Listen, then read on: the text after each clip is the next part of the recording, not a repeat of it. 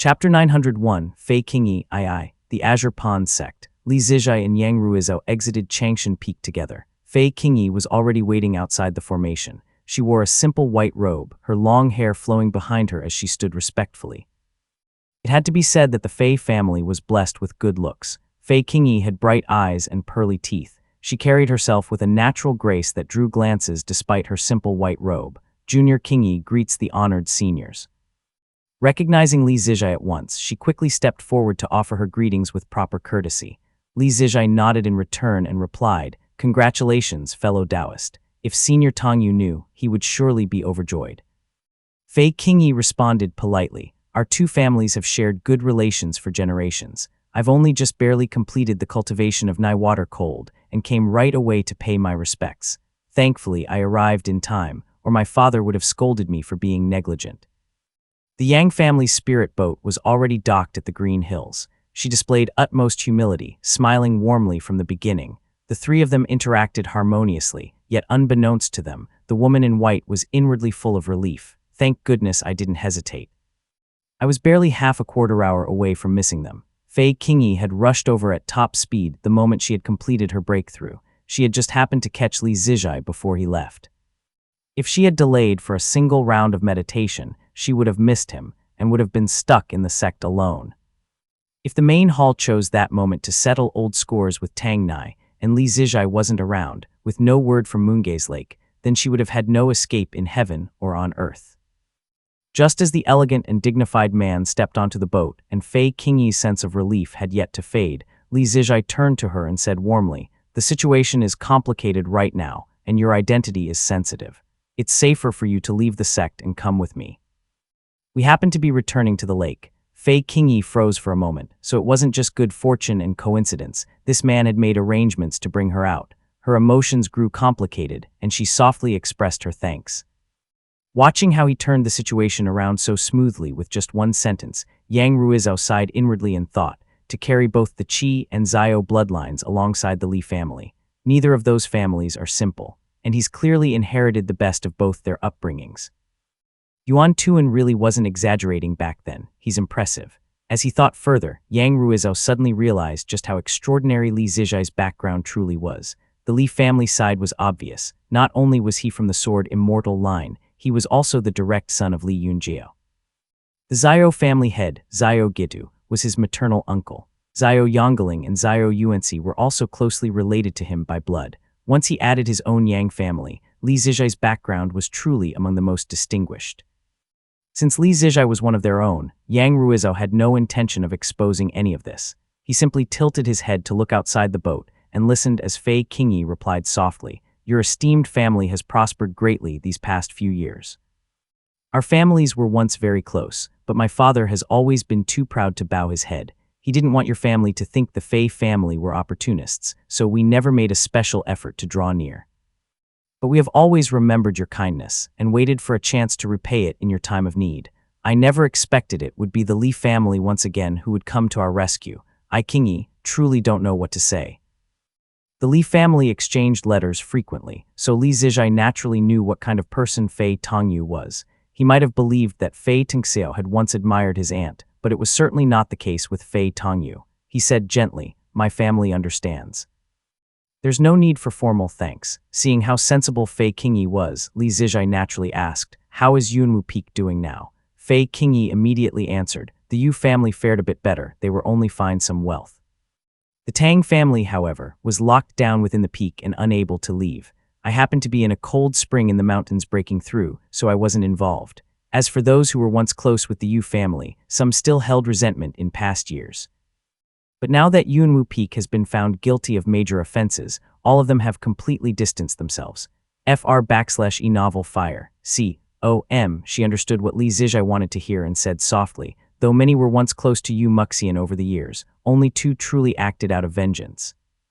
One died by the riverbank and the other." Fei Qingyi smiled gently and continued, "He was a close friend of Yu Muxian, clearly understood the enmity, and was full of hatred. But when he nearly died guarding the river, Senior Qinghang saved him in a flash of lightning." She didn't recognize such a minor figure and left immediately after, but he was deeply grateful and sought out her name. After returning to the sect, he reportedly grew quiet and no longer mentioned revenge. Li Zijai and Yang Ruizhou exchanged a glance. Yang Ruizhou chuckled and said, "Quite the character, that one." But Li Zijai was reminded of Quan Yi, who had once fought alongside him against Chuoba Changyuan. He had brought Quan Yi's mother into the mountain peak, an elderly woman in poor health who was bedridden all day. "If I get the chance, I'll take in a youth of the Quan family as my disciple, so they won't have to rely on me forever," thought Li Zijai. After a bit more conversation, they arrived in the skies above Moongaze Lake. Li Qinghang and others came on lightning to greet them. Introductions were made, and Fei Qingyi's eyes lit up when she looked at Li Qinghang, showing a clear desire to be close to her. After all, female cultivators were rare in Jiangnan, and Li Qinghang was famous along the riverbank after saving many members of the Fei family.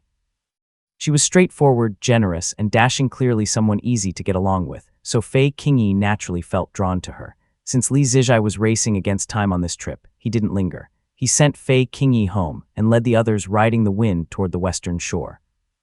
Chapter 902, Western Shore. The western shore was dotted with Taoist temples and cultivation families, and the population was quite large, yet the cultivators lived in pitiful conditions.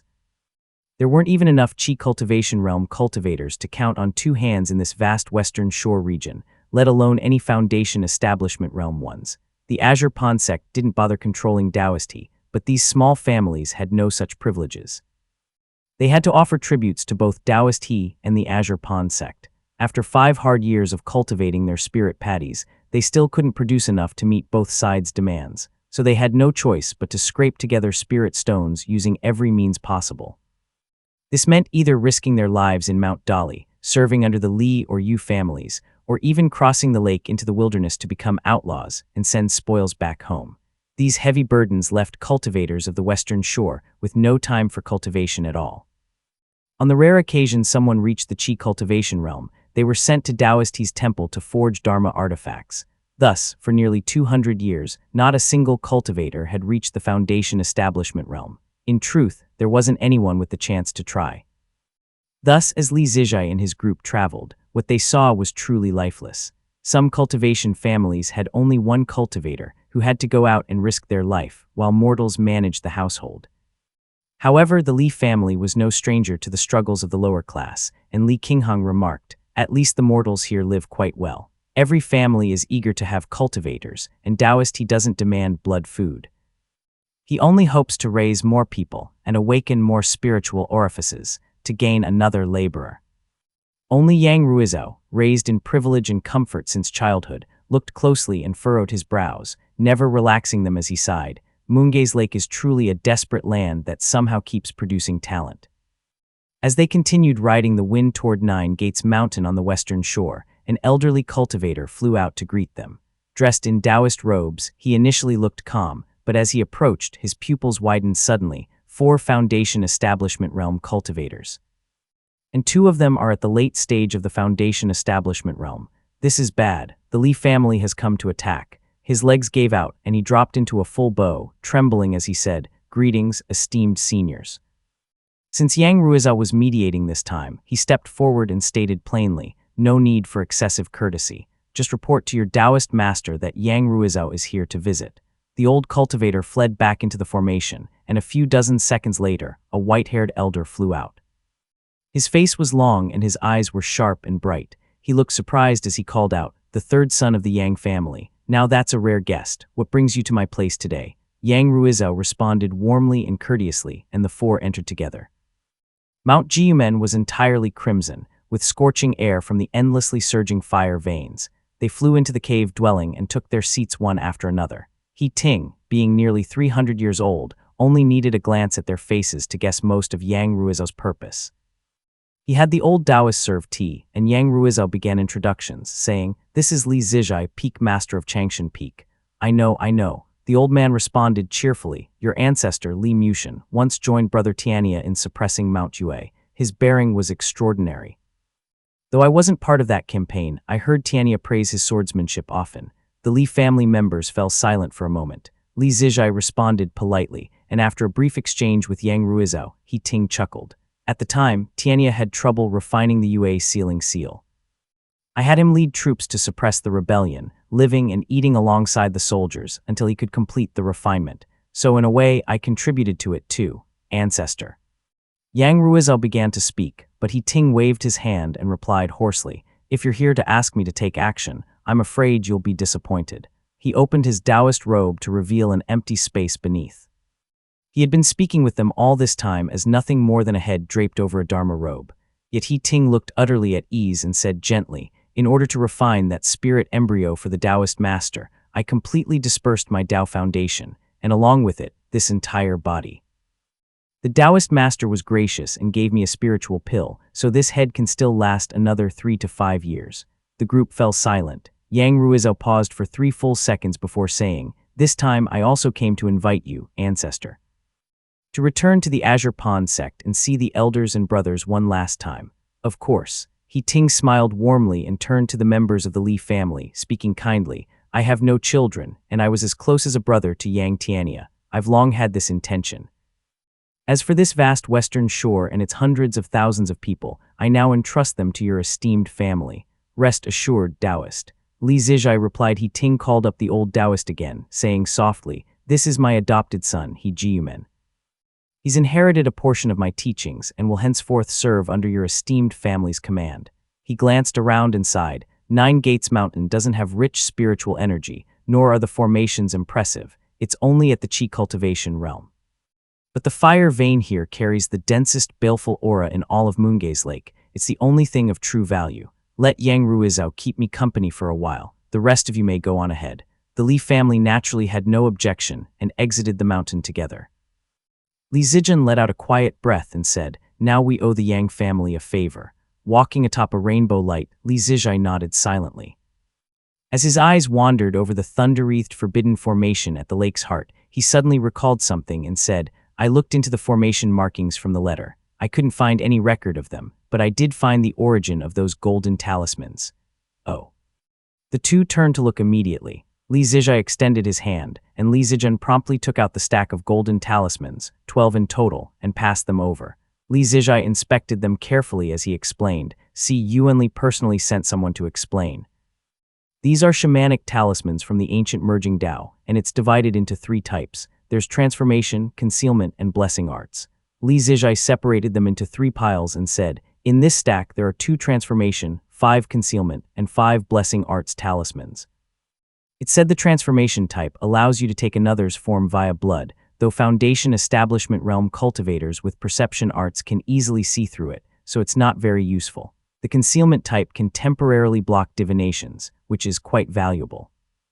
As for the blessing arts, they're complex. It's not something I can explain in a short time."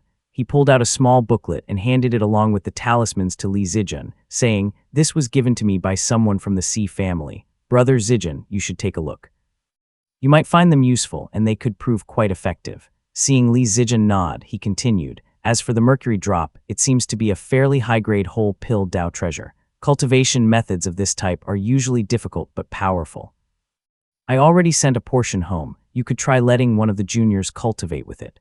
Li Zijun took those words to heart. Then he saw Li Zijai gazing at the distant lightning and asking, "Is the island at the heart of the lake ready?" Li Zijun answered, "We sent people to search for Senior Liu Changdi. We checked several locations but still haven't found him. Even the boys guarding his cave dwelling haven't seen him. It'll take time to track him down. Fortunately, we have some reference materials for the formation patterns, so dismantling the forbidden formation isn't too difficult.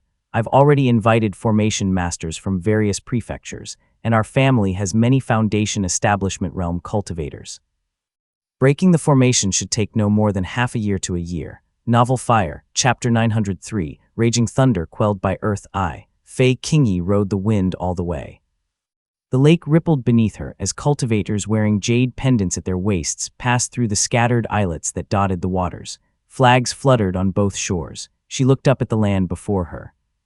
There was Milan Prefecture, Jade Court, Glacial Clouds Peak, Huazhong, but all she saw was the word Li. She hadn't returned for decades. When she had left, the 3 families had agreed not to fight within the lake, an agreement personally established by Yuanwu Peak. And now everything bore the Li surname. Fei Qingyi only felt a faint chill on the lake breeze. As she made her way to the northern shore, the people who came to greet her didn't recognize her, addressing her as Milady one after another. She simply waited in silence for Fei Tongyu. Soon an old man approached. His face was weathered, eyes slightly bulging, fingers maimed, and one foot still bandaged and suspended. He was clearly not yet healed. From afar, he looked utterly wretched. She had left home at the age of 6.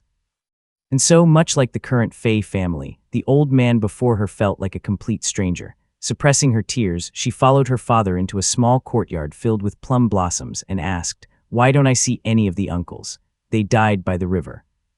Fei Tongyu replied dismissively, not the least bit sorrowful. A ferocious hatred blazed in his eyes, his mind entirely fixated on the sword-wielding enemy by the river. He asked urgently, "Have you confirmed it? That man is Si Yuanli, from the Si family of the Azure Pond sect."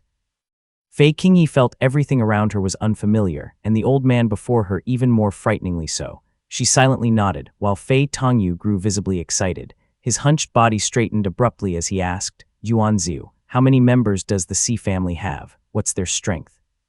Their lineage. His questions came like a barrage of arrows. Fei Qingyi answered them one by one, a growing terror gripping her heart. Her delicate hand, hidden in her white robe, was clenched so tightly that it turned pale.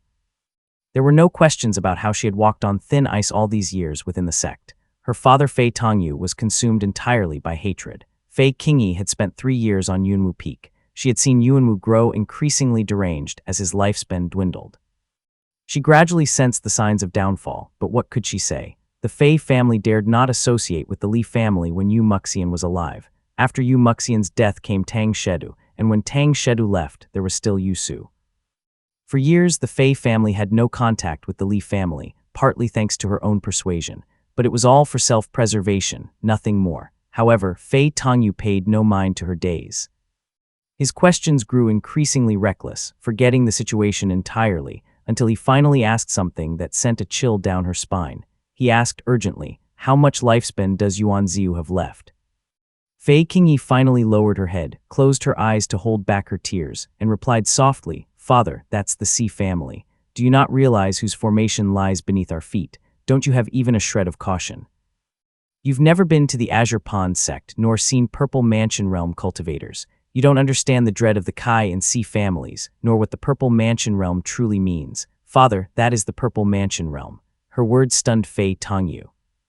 He frowned and said, "Of course I know the formation isn't right, but who in the Fei family hasn't raged in hatred all these years? If it really had any eavesdropping ability, we'd have been destroyed long ago. Besides, this courtyard has its own warding formation." Seeing that he completely ignored the second half of what she said, the woman wept as she said, "I've seen Tang Yuanwu. He was a Purple Mansion Realm cultivator. In their eyes were not even ants, were tools and objects. Father, what we think, he can perceive in a single thought.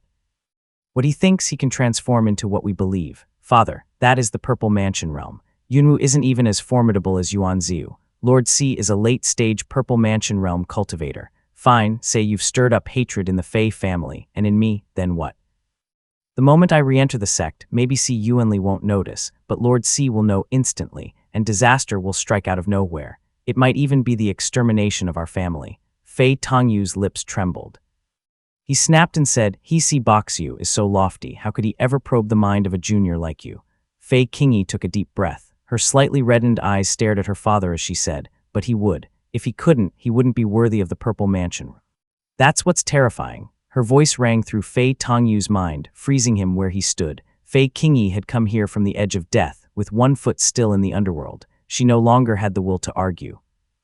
Her eyes revealed her deep exhaustion, and her voice grew quieter. "Father, the deaths of our predecessors were already enough. It was the force of fate. The Jade True Immortal Foundation can be consumed by Shangyuan. He may not do it, but the other sects must still guard against it.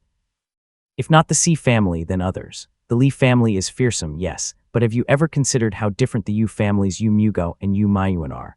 Why did the Zyro family, and so many other forces behind the scenes, all choose to side with the Li family?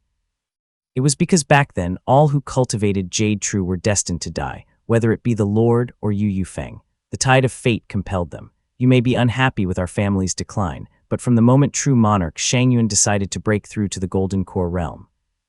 She paused for several seconds, then said heavily, "Whether it's the Fei family or the Yu family, we've long been kicked off the table of power on the lake. Our decline was inevitable." Fei Tongyu looked at her in disbelief, but Fei Qingyi didn't even wait for him to speak. She hurriedly said, now the Xi and Li families are on good terms. They may even join forces in the future. If this matter reaches the Li family, what will become of us? Li Qingheng is more lenient, but Li Zijian is ruthless and capable. How will he see our family then? Seeing her father sitting silently beside the jade table, saying nothing, she softened her voice. Father, it's enough. I truly think it's enough. Please rest well, forget these matters, stop stirring trouble. Leave a breath of life for our family, will you? Snowflakes drifted down on Glacial Cloud Peak. Fei Tongyu stood like a broken statue, frozen in place. Fei Qingyi waited in silence. Only after half a cup of tea's time did she rise and say softly, Father, I will return to report. Fei Tongyu remained motionless and unresponsive. The woman paused for half a step, then turned, brushing the snow from his shoulders one flake at a time. Only then did she rise on the wind and vanish toward the south. Mount Qingdu, Li Zijai and Yang Ruizhou were pressed for time. After a brief inspection of the lake's grand formation, they prepared to depart. Fei Qingyi had made a quick return from the Fei family and now followed respectfully behind them. She was strikingly beautiful, dressed in white robes. When a large boat revealed itself in the air and everyone gathered before it, Fei Qingyi bowed and said respectfully, There is an item that originally belonged to your esteemed family, but long ago fell into the hands of Yunwu Peak and has yet to be returned. It came into my possession by chance, and I have come today to return it to its rightful owner. Oh, Li Zijai nodded, while Yang Ruizhou smiled and asked, What item? Fei Qingyi lifted both hands, and a stream of white light emerged and coalesced into a jade mountain. It was no larger than a fist, exquisitely carved with cranes and ancient pines, all shrouded in mist. Its translucent glow radiated a brilliant jade luster that was truly eye-catching. Jade Smoke Mountain. All eyes fell upon it. Li Zijai took it and examined it closely. There was a faint sword mark halfway up the Jade Smoke Mountain. As expected, that mark must have been left by the celestial moon sword, Li Tongya. Yang Ruizhou sighed, and Fei Qingyi replied softly, Indeed. This item is forged from supreme radiant profound jade, incomparably durable and impervious to all forms of mana. Only a figure of his caliber could leave a mark on such a Dharma artifact. Chapter 904, Raging Thunder Quelled by Earth, II. Li Qingheng couldn't tear her eyes away from the sword scar. Fei Qingyi's words were only half true. Now that Jade True had been restored and the jade veins were thriving, the Jade Smoke Mountain was naturally immune to ordinary Foundation Establishment realm mana. But back in the day, this Dharma artifact would have been far less durable. There was no longer a way to verify how strong it truly was now. The Dharma artifact held special meaning for the Li family, but Li Zijai was in no rush to accept it. He turned to Li Zijian, and the white-robed young man immediately said softly, This item was once borrowed by Yusu, so this counts as its return. The Yu family has since fractured among the outer branches, and only a few direct descendants remain. Most have already married into the Li family. Perhaps it's best to store it here for now, for future generations. Though the Yu family's downfall was closely tied to the Li family, ultimately it had been carved up by various outside surnames, and their descendants no longer bore the Yu surname. Li Zijian had chosen a tactful way to put it as he received the Jade Smoke Mountain. Fei Qingyi finally let out a breath of relief as Li Zijai accepted it, and quietly settled into a corner of the flying boat. Yang Ruizhou glanced at her with mild interest and exchanged a few polite words. The spirit boat started heading south, returning to the Azure Pond sect. The Li family's forces had already entered 9 Gates Peak, and the various households were being accounted for. Li Qinglio and the others would handle matters thoroughly, so there was no need for the Foundation Establishment Realm cultivators to make another trip. Li Zijian and his companions escorted the guests out of Moongaze Lake and turned with the spirit wind toward the central islet. Just then Nsiwei approached on a current of spirit wind, with several people following behind him, all bearing respectful expressions. He said in a low voice, My lord, the masters have all arrived. Li Zijian did a mental count and said in surprise, That quick? Nsiwei nodded, stepped closer to Li Zijian, and said quietly, We searched a few marketplaces for those capable of breaking forbidden formations. These few were found immediately, and they came eagerly and with utmost courtesy. Li Zijian raised an eyebrow slightly and turned to look at the 4 formation masters. All of them were at the Qi cultivation realm, elderly, with unremarkable clothing and middling mana cultivation. He inspected them with his ocular perception technique, seeing through them clearly. He only relaxed a little when he noted that none of them were using any illusion arts. When they noticed Li Zijian looking their way, the elderly men all bowed respectfully and said, "Greetings, my lord." The formation Tao was as deep as the sea, and one of the most complex among the 100 arts of immortal cultivation. If a rogue cultivator had any achievements in it, it almost certainly meant they had no fate with the foundation establishment realm. Even among the great sects, formation masters rarely excelled in their cultivation realm. Not everyone could be like Wan Huaqian or Liu Changdi. Li Zijian didn't belittle them for their realm and asked, "Have the masters already seen the formation?" They all nodded, and one of them even looked visibly excited as he said softly, "To be able to crack such a forbidden ancient formation is a rare blessing for one such as Lin." This formation master Lin was the oldest among them, and clearly held the highest status. He followed half a step behind Li Zijian and respectfully said, "We are all cultivators from Yue State. We've long heard of this forbidden formation and are all lovers of the art. Years ago, we each came to study it, so we're not unfamiliar with it. When we heard your esteemed family was going to unravel it, we were overjoyed. We discussed it briefly and concluded that this type of thunder domain formation should be suppressed and broken using items of the metal virtue. The best would be to use both Zheng metal and Dewey metal, as these are rare spiritual items that can neutralize thunder." "Oh."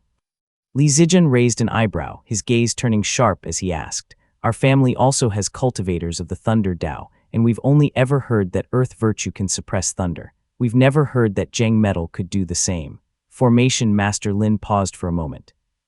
Some things were unspoken secrets of his Tao lineage, but how could he afford to be vague when a foundation establishment realm cultivator was asking? He could only explain in a hushed tone, "There is a saying, raging thunder is quenched by earth, remnant lightning falls to metal. The forbidden formation is the remnant left after the main formation is broken, and thus belongs to residual lightning.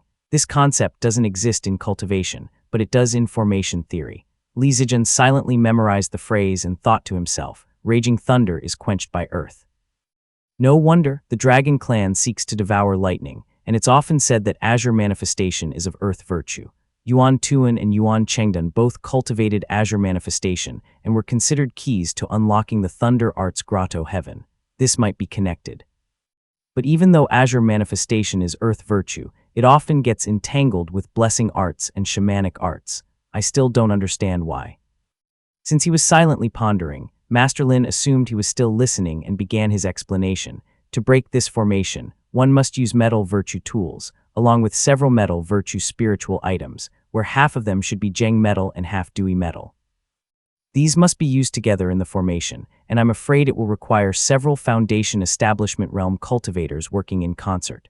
Li Zijian nodded inwardly and asked, "How many?" Master Lin looked a little hesitant. After exchanging glances with the elders behind him, he said nervously, "It depends on the quality of the Dharma artifacts and spiritual items used. If there are excellent foundation establishment realm Dharma artifacts of metal virtue, the number can be reduced to 6 or 8. If the spiritual items are especially good, even 4 or 5 might suffice, but if none are available, then perhaps over 10 would be needed." He quickly added, "It's not that my skills are lacking, but ancient forbidden formations are always difficult to resolve. If greater convenience is desired, one might have to seek a higher cultivator from a major sect." Li Zijian gently shook his head. "Of course I know that. If this formation were that easy to crack, the Yu family would have broken it years ago and moved into the lake." The others nodded repeatedly, and Master Lin reminded him, "This formation method comes from my Tao lineage and is designed specifically to break remnants of forbidden thunder formations. According to ancient texts, half of the Dewey metal used will be transmuted into Zheng metal. If your esteemed family has any particularly rare or important Dewey metal spiritual items, you must not use them carelessly." Li Zijian naturally possessed quite a few spiritual items himself, most of them brought back by Li Xuanfeng. He had originally planned to borrow from a few friendly clans if they were insufficient, but hearing this he frowned and asked, "How many spiritual items are needed?" Master Lin replied, "The more the better. 2, 4, 6, or 8. Dewey metal and Zheng metal should be matched in pairs." "That will suffice." Li Xuanfeng had brought back Dewey metal-type spiritual items like Zimu Profound Gold and Heartsway Gold. The household also had a Zheng metal item, Black Profound Gold. If they borrowed one more piece of Zheng metal, they could assemble 4 types. They had enough foundation establishment realm cultivators of their own. There were already 4 at home, and more could be called upon. After calculating everything, he felt confident. yet the formation masters still looked somewhat uneasy. Clearly, it wasn't the family's connections they doubted. Master Lin hesitated a few times and thought inwardly, I'm afraid he's underestimating what I meant by good Dharma artifact. Ordinary foundation establishment realm tools won't suffice. It might embarrass him when the time comes. Then he hesitated again, recalling the rumored celestial bow. It was said that the man cultivated Zheng metal. The Li family likely possessed more treasures than outsiders imagined, so he stayed silent. But Li Zijian was in no rush. A metal virtue weapon. Across all of Jiangnan, aside from treasures held by major sects, what Zheng metal artifact could compare to the spirit bow, white lightning? It had been empowered by Li Xuanfeng's full cultivation and refined with the ancient shamanic tool monarch calling command golden talisman.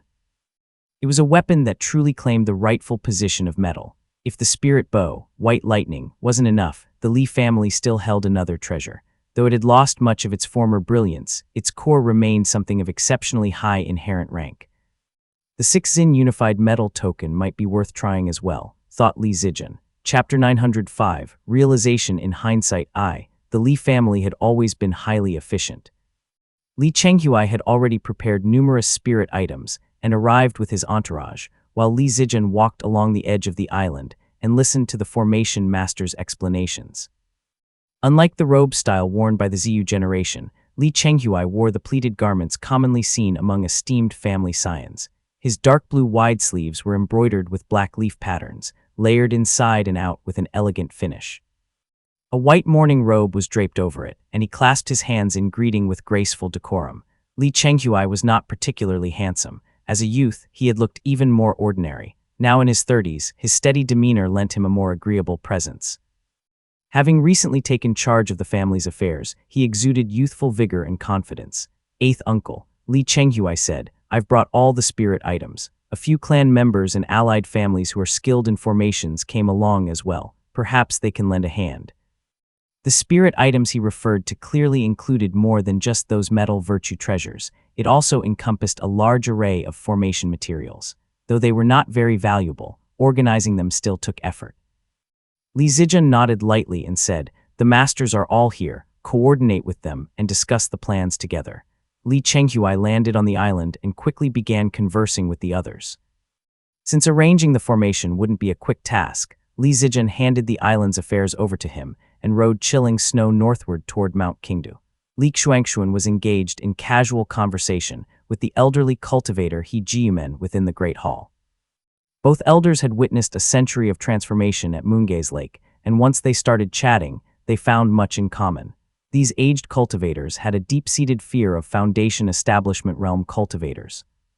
When He Jiumen saw Li Zijian enter from outside the hall, he immediately stood up in alarm, respectfully stepped aside, apologized twice, and hurriedly withdrew. Only after seeing him retreat did Li Xuanxuan's smile drop away. He stroked his beard. Fellow Taoist, he knows the Western Shore well. I was getting to know him better. If we send a few of our juniors to study under him, perhaps we can gain some skill in artifact forging too. Li Zijian respectfully nodded and replied, he's eager to draw close to you, my lord. That's understandable. If you're inclined to build ties, it would indeed be a good thing. He shifted the topic slightly, a trace of worry in his expression, and spoke softly. Breaking the forbidden formation won't be too difficult nor too costly, but the island at the heart of the lake still needs a new formation. That's the real challenge. Leaving cost aside, with Elder Liu Changdi absent and no reliable master of our own, we don't even have the opportunity to set up the formation. Li Xuanxuan furrowed his white brows. Both of them knew all too well that the grand formation on the island at the heart of the lake would become the foundation of their family's future. If they were to enlist a sect or immortal family to set it up, it would mean placing their own safety in the hands of others. The Li family had seen such cases many times before. The Yu family's market had been breached by Zhang Heqian, and outsiders came and went freely through the Fei family's grand formation. These were all cautionary tales. The only person they could truly trust, Liu Changdi, had gone missing. This was undoubtedly a thorny matter. Li Zijian spoke softly. Besides, this island is far too large. Ordinary formation masters won't be able to handle it. It will require a great deal of spirit items and likely won't be completed in a short time. Hearing the shift in his tone, Li Xuanxuan asked aloud, what you mean is? Li Zijian replied, why not wait until the forbidden formation is lifted, then have several formation masters work together to set up a chi cultivation realm formation first. That way, the island at the heart of the lake will be enclosed, and the entire lake can be integrated. As for the main formation itself, we can discuss it further in the future. He shook his head lightly and murmured, "The disciple from Changxiao Gate doesn't have much time left overseas. Brother Ming hasn't said anything, but we really shouldn't keep delaying. If we miss the timing, it would leave regrets." Li Xuanxuan nodded heavily. After mulling it over and studying his expression, he asked tentatively, "Was Zijai's return this time rather warm?" Li Zijian paused in surprise and replied, "How could you say that, my lord? Brother Zhai returned despite his busy schedule specifically to resolve the matter of the Western Shore. He didn't dare linger and returned to the sect immediately, which is why he didn't have time to pay his respects." Li Xuanxuan sighed. The old man was still dwelling on the matter of Li Yuexiang. When he had sent her away earlier, he had sighed about failing to cherish one's own siblings. Now there was no time for grief, but he still worried about the brothers' relationship. He advised gently, "You are different from Ziming and Zijai. You bear the responsibility of watching over the family, so some sacrifices are inevitable. It's best if they can understand that." Li Zijian hadn't expected him to bring up Li Ziming. His hand strayed to the hilt of his sword. He drew it and wiped the blade, shaking his head as he said, "There's not much meaning in your words, my lord. Uncle Yuanjiao told me long ago that managing a household is the same as bearing guilt. This matter was my fault. There's no need to say more." He sheathed his sword and took his leave to go find Li Ziming on the mountain. Li Xuanxuan remained where he was, lost in thought. Suddenly, he remembered his younger sister, put down the cup in his hand, and paced around the hall for most of the day, still steeped in regret. In the blink of a few months, several auxiliary formations were set up on the island at the heart of the lake, faintly glowing amidst the reeds by the shore. Li Chenghui waited with his men by the lake. Soon 3 streaks of Dharma light descended from the sky. Thunder, frost, and radiant light intertwined in a brilliant display. Li Chenghui cupped his hands in greeting, while the elders behind him all dropped to their knees in unison. "Welcome, my lord." Li Qinghang had become quite renowned by now. Her thunder had swept along the riverbanks, saving many cultivators. Many had witnessed her thunderous might with their own eyes, leading to her name being spread across many clans, with titles of all sorts flying everywhere.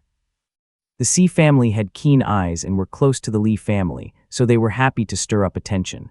Thus, the Azure Pond sect called her the Celestial Thunder Sparrow. But since Li Qinghang cultivated celestial thunder and also wielded a profound thunder dharma artifact, various families referred to her alternately as Profound Thunder or Celestial Thunder, which caused quite a bit of confusion. Over the past half-year, even the cultivators of the Azure Pond sect and Si Yuanli himself had begun using the title Celestial Thunder Sparrow in several public occasions. As a result, her name had become well known, and those present recognized her and treated her with even greater respect. Formation Master Lin was the first to step forward and respectfully said, "The grand formation is ready. We humbly request the Lord to bestow the treasure." Li Qinghang nodded gently. Behind her, Li Zijian proffered a pale white longbow and said solemnly, "This was used by one of our elders to guard the riverbanks. It is named White Lightning." As soon as those words were spoken, Li Chenghui quietly looked up. The others froze in place, then looked at White Lightning in shock and awe, thoughts running through their minds. So this is the famed White Lightning. Li Xuanfeng had used it to slay 18 Buddhist cultivators. It wouldn't be an exaggeration to call it the foremost bow in Jiangnan. Formation Master Lin quickly received it, the bow's aura like blades across his face. He placed it into the formation and stepped back to observe. Soon, golden energy surged atop the auxiliary formation, with thunder rolling. Formation Master Lin let out a sigh as he said, "Congratulations, my lords. This artifact is exceptional. Dispersing the residual thunder within the formation will be effortless with the strength of just 3 of you. It's only equivalent to the strength of 4 or 5 cultivators." Li Zijian did the math in his head. Both Li Ziming and Li Qinghang were late-stage foundation establishment realm cultivators with profound cultivation. They certainly couldn't be considered average foundation establishment realm cultivators. Since White Lightning alone is sufficient, there's no need to bring out the 6-Zin Unified Metal Token, muttered Li Zijian. Though the 6-Zin Unified Metal Token had lost its miraculous properties, it was still an ancient spirit artifact made of rare material. If it could be kept hidden from public view, so much the better. Li Zijian merely said, "Let's begin then." Chapter 906, Realization in Hindsight II. Several streaks of brilliance shot out with a flick of his sleeve. Zimu Profound Gold was roughly the size of a fist, its surface a luminous white and covered in dense patterns of dark gold etchings. Hartsway Gold was slightly smaller, pale golden in hue, with no particularly remarkable features. The Black Profound Gold, made of Jeng metal, was a scattered patch of black. They were remnants from when Chiman Diffu's Dharma artifact had exploded years ago. They had also borrowed Ritual Pearl Gold from Profound Peak Gate, which formed a tiny mound of gold grains no larger than rice. Li Zijian sent the 4 spirit items to land at their respective formation nodes. Instantly, the central formation's white lightning flared brilliantly. Formation Master Lin immediately rose with the wind. He brushed his storage pouch with practiced hands and revealed a sword at the embryonic breathing realm. He raised it high and flicked his finger hard against the sword's spine. Clang! The sword trembled heavily as visible cracks ran down its length, but it didn't break. Formation Master Lin looked momentarily awkward. He quickly lifted the sword and struck it 3 or 4 times against the Dharma light at the edge of the formation. Only then did a crack ring out, and the sword split in 2. Formation Master Lin had already discussed this beforehand with Li Chenghui, who stepped forward and explained with a wave of his sleeve.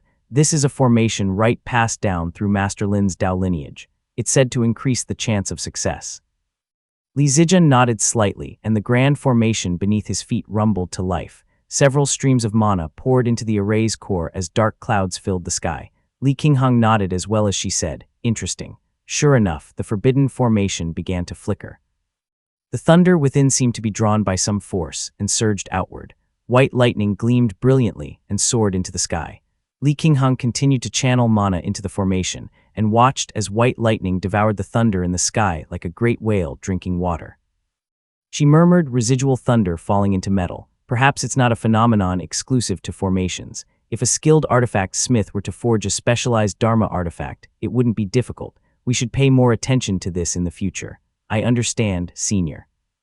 Li Zijian had already resolved to keep this firmly in mind. After all, their family possessed a Dao lineage in thunder arts which was considered prominent even in Jiangnan. How could he not be concerned with such matters? As the two exchanged words, the thunder in the sky had noticeably diminished. Empowered by the mana of all 3, white lightning inhaled with full force, digesting all the heavenly thunder. Meanwhile, the forbidden formation underground continued spewing thunder upward, but now it was clearly running dry. After another 15 minutes, the forbidden formation began drawing on the surrounding spiritual energy. The formation masters had anticipated this and simultaneously activated several auxiliary formations to lock down the surrounding energy, preventing it from being absorbed. If this had still been the high-grade ancient formation of the past situated in a prime location, these few auxiliary formations wouldn't have been able to seal off even a trace of spiritual energy. But it was now merely the remnant of a forbidden formation. Unable to draw energy, it began flickering weakly. Boom! 15 minutes later, the formation was finally exhausted. It let out a series of faint rumbles before slowly vanishing from the island at the heart of the lake, dissolving into countless arcs of lightning and mystic light that disappeared cleanly into the air. A rich wave of spiritual energy erupted, leaving Li Chenghui feeling refreshed and clear-minded. As he looked around, he saw lush grass growing everywhere, and in the distance, 4 broken stone pillars still standing at the island's core. The forbidden formation that had shrouded the island for nearly a century had finally dissipated. Congratulations, my lord. Li Zijian let his hands drop as he exhaled slowly. After calculating, he realized he had expended half of his mana. When he checked on Li Ziming and his aunt Li Qingheng, both had steady auras. Li Qingheng had used up 30%, while Li Ziming had only consumed nearly 20%. The two were far more advanced than him in cultivation, so Li Zijian wasn't surprised. Li Ziming's technique was of an even higher grade than either of theirs, making it easier for him to bear the load. The 3 of them landed in front of the formation. Li Chenghui had already retrieved the spirit items from the formation. As expected, the Black Profound Gold and Ritual Pearl Gold were not only unharmed, but gleamed even more brilliantly, their qualities seemingly improved. As for the Hartsway Gold and Zimu Profound Gold, they had already vanished without a trace. Only the 2 other spirit items remained. Without even glancing at them, Li Qingheng accepted them and waited until the others had offered their words of blessing before speaking warmly. Since you all are here, I'd like to trouble you to design a Qi cultivation realm formation for our family. One that covers the entire island will suffice. If you need anything, feel free to speak with Chenghui. Li Chenghui stepped forward with a nod, and the few old men instantly beamed with joy. The reward for breaking the forbidden remnant formation earlier had been modest, and yet several of them had competed to join in purely to hone their formation arts. But this new formation job was truly profitable, and since the island at the heart of the lake was so large, the profit they'd share was nothing small. Naturally, they accepted the task with utmost reverence. Li Qinghang rode lightning back, landing alongside Li Zijin on Mount Qingdu. Only then did she flick her sleeve and release the two spirit items. One of the spirit items appeared fluid in form, so Li Qinghang's mana formed it into a sphere the size of a head. It glowed like a miniature sun. Li Ziming examined it for a while and said softly, "This seems to be feathered gold liquid, a substance of the Zheng metal attribute. It disappeared many years ago. I was only able to recognize it thanks to the gold aura profound inquiry technique." Li Zijin usually didn't have much time to read cultivation manuals, but he immediately understood. Li Xuanfeng's storage pouch contained 3 ancient techniques. The first was gold aura profound inquiry technique, the second was meditative chant, and the third was clear due origin manual. Judging by the phrasing of these texts, they most likely came from the 3 drums wall of Green Pine Grotto Heaven and could no longer be cultivated due to the disappearance of spiritual qi. But the gold aura profound inquiry technique required feathered gold qi, which was refined from feathered gold liquid. Now that they had obtained this substance, the technique could finally be cultivated. Li Qinghang nodded slightly and mused aloud. Having metal, fire, and water attributes is sufficient for a technique suitable for core disciples. If it also includes thunder, frost, and bright yang, it becomes far less vulnerable to countering. The other spirit item was only the size of a fingernail and was gray-golden in color. It was also icy to the touch and extremely tough. The 3 of them took turns examining it but failed to identify it. It was likely some ancient and extinct material. Li Zijin stored both items away, looking thoughtful. He glanced at the other 2 and said quietly, "This whole matter has given me some ideas. We only converted dewy metal into Zheng metal to dispel the residual thunder. But thinking further, if we can find more residual thunder, it could become a way to obtain spirit items that no longer exist in this world. These items are ancient secrets, so surely some sects still retain traces of their lore. There may be more methods of elemental conversion that could enable core disciples of immortal sects to cultivate ancient techniques long thought unusable due to spiritual qi's absence." Li Ziming immediately thought of something and was about to speak, but Li Zijin beat him to it. "Brother, do you remember the yang nourishing technique?" "Of course I do," replied Li Ziming.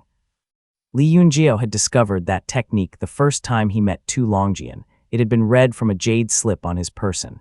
It allowed the mutual transformation of spiritual flames. Their family had converted profound Yang Li fire into long marching fire essence through it, allowing their disciples to practice the pheasant flame's long march technique. Having heard this much, Li Ziming naturally understood. He said quietly, "We only ever used that technique once, and it's been gathering dust at home ever since, but it's likely 1,000 times more valuable than we thought. Most fire virtue techniques that others can't cultivate may be nothing to us now." Li Zijin nodded deeply in agreement. Li Ziming exhaled and lowered his eyes. He truly is favored by the heavens. Even a random jade slip found on his body contains treasures that ordinary sects spend centuries chasing in vain. Fate, how profoundly unjust it is. Chapter 907, Moongaze Li Family I.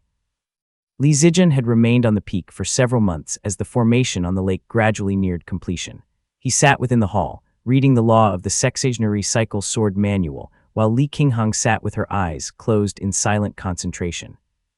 She was holding the 6-fold profound thunder punishment tokens in meditation. She had long since refined these 6 silver command tokens. Their 6 streaks of silver radiance had merged into one, forming a misty silver halo in her palm. Thunder rumbled faintly within them, giving them an aura of profound mystery. The 6-fold profound thunder punishment tokens were excellent Dharma artifacts, but they hailed from a bygone era, when spell art still retained elements of formation techniques and shamanic arts.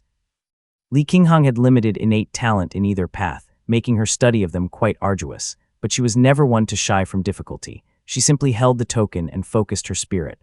On the other side, Li Ziming sipped from a teacup while flipping through a pill manual. Aside from one line of inheritance from the Zhao family, he did not possess a truly distinguished pill Dao legacy. His progress in the field had long since stagnated, and he was merely passing the time. He had been summoned by Li Zijin early that morning. The date of ascending the island was nearing, and coincided with an ancestral rite, so it was a significant occasion that he could not possibly miss. After a long moment of thought, Li Qingheng slowly opened her eyes and said softly, "Junner, have you invited their family to witness the ceremony?" Li Zijun promptly replied, "The unification of Moongaze is a joyous event, but it should not be overly publicized. Of the 3 sects and 7 gates, we only invited Senior Kong Tingyun from Profound Peak Gate and sent envoys to Mount Yu and Xianyu. As for the Xiao family, they've sealed their mountain, so we're not sure if we can reach them." He added in a quiet voice, "Inviting Senior Kong Tingyun serves 2 purposes. First, we can discuss the matter of the northern shore, and second, we can inquire about affairs in the eastern sea." All 3 in the hall knew full well what affairs in the eastern sea referred to. It concerned the cultivators from Changxiao Gate, which was a source of much consternation for the Li family. After all, they were Taoists of the immortal sect, and it was impossible to simply kill or rob them. No matter what, some form of negotiation would be necessary. As he was speaking, a guard outside the hall reported that Li Qinglio had arrived to deliver his report. "Let him in." Li Zijun set down the jade slip in his hand as the man entered. Li Qinglio had already removed his heavy cloak. His pleated robes were also black and red, but in a darker shade. A sash was tied at his waist, and he wore a white outer robe. All in all, he looked quite neat and sharp. Li Zijun had always been someone with a keen eye for detail. Just a few days ago, he had taken note of the indigo ceremonial robe worn by Li Chenghui. Now, seeing that Li Qinglio wore the same formal design, he relaxed his grip on the jade slip and said pleasantly, "It seems our family's new fashion is these pleated ceremonial robes. They certainly have a refined air about them." Li Qinglio had just finished paying respects to the 3 Foundation Establishment Realm cultivators in the hall. He hadn't expected Li Zijun to take notice of such a detail, and broke out in a cold sweat. He bowed and replied, "Uncle, the family has grown considerably in recent years, and with the many peaks and branches, the daily wearing of long robes, though elegant, lacks proper form. When we receive guests from the various esteemed families, especially from Jiangbei and beyond, they more often wear pleated garments, which are much more orderly than flowing robes." He offered repeated explanations, clearly uneasy. It wasn't that Li Zijun was overly strict. It was the Li family's own laws that were notoriously harsh. The family was known for oppressing its own branches and strictly disciplining the direct line. Even indulging in luxury could be considered a crime. The more closely related one was to the direct lineage, the more they were scrutinized. Over the years, many had fallen into the hands of the family chief's court. His father, Li Zicheng, had led by example. When he died, his last words were, "Our family has no excess wealth," which had been recorded in the family's history. Li Qinglio could not bear for Li Zijun to misunderstand and tarnish his father's legacy. "It's fine," Li Zijun nodded. "Being orderly isn't a bad thing. Draft a proper regulation for attire. Once that's settled, it'll save us a lot of trouble in the future." He furrowed his brows inwardly. The family rules were indeed too strict, if even the family head Li Qinglio was this afraid. He added a word of caution, set a clear line in the family chief's court as to how far the privileges of each branch's disciples may go. "We may be strict, but our kin should not be wronged without cause." Li Ziming nodded repeatedly in agreement beside them. Li Qinglio acknowledged the order and produced a jade slip, reporting, "The western shore has been fully reorganized.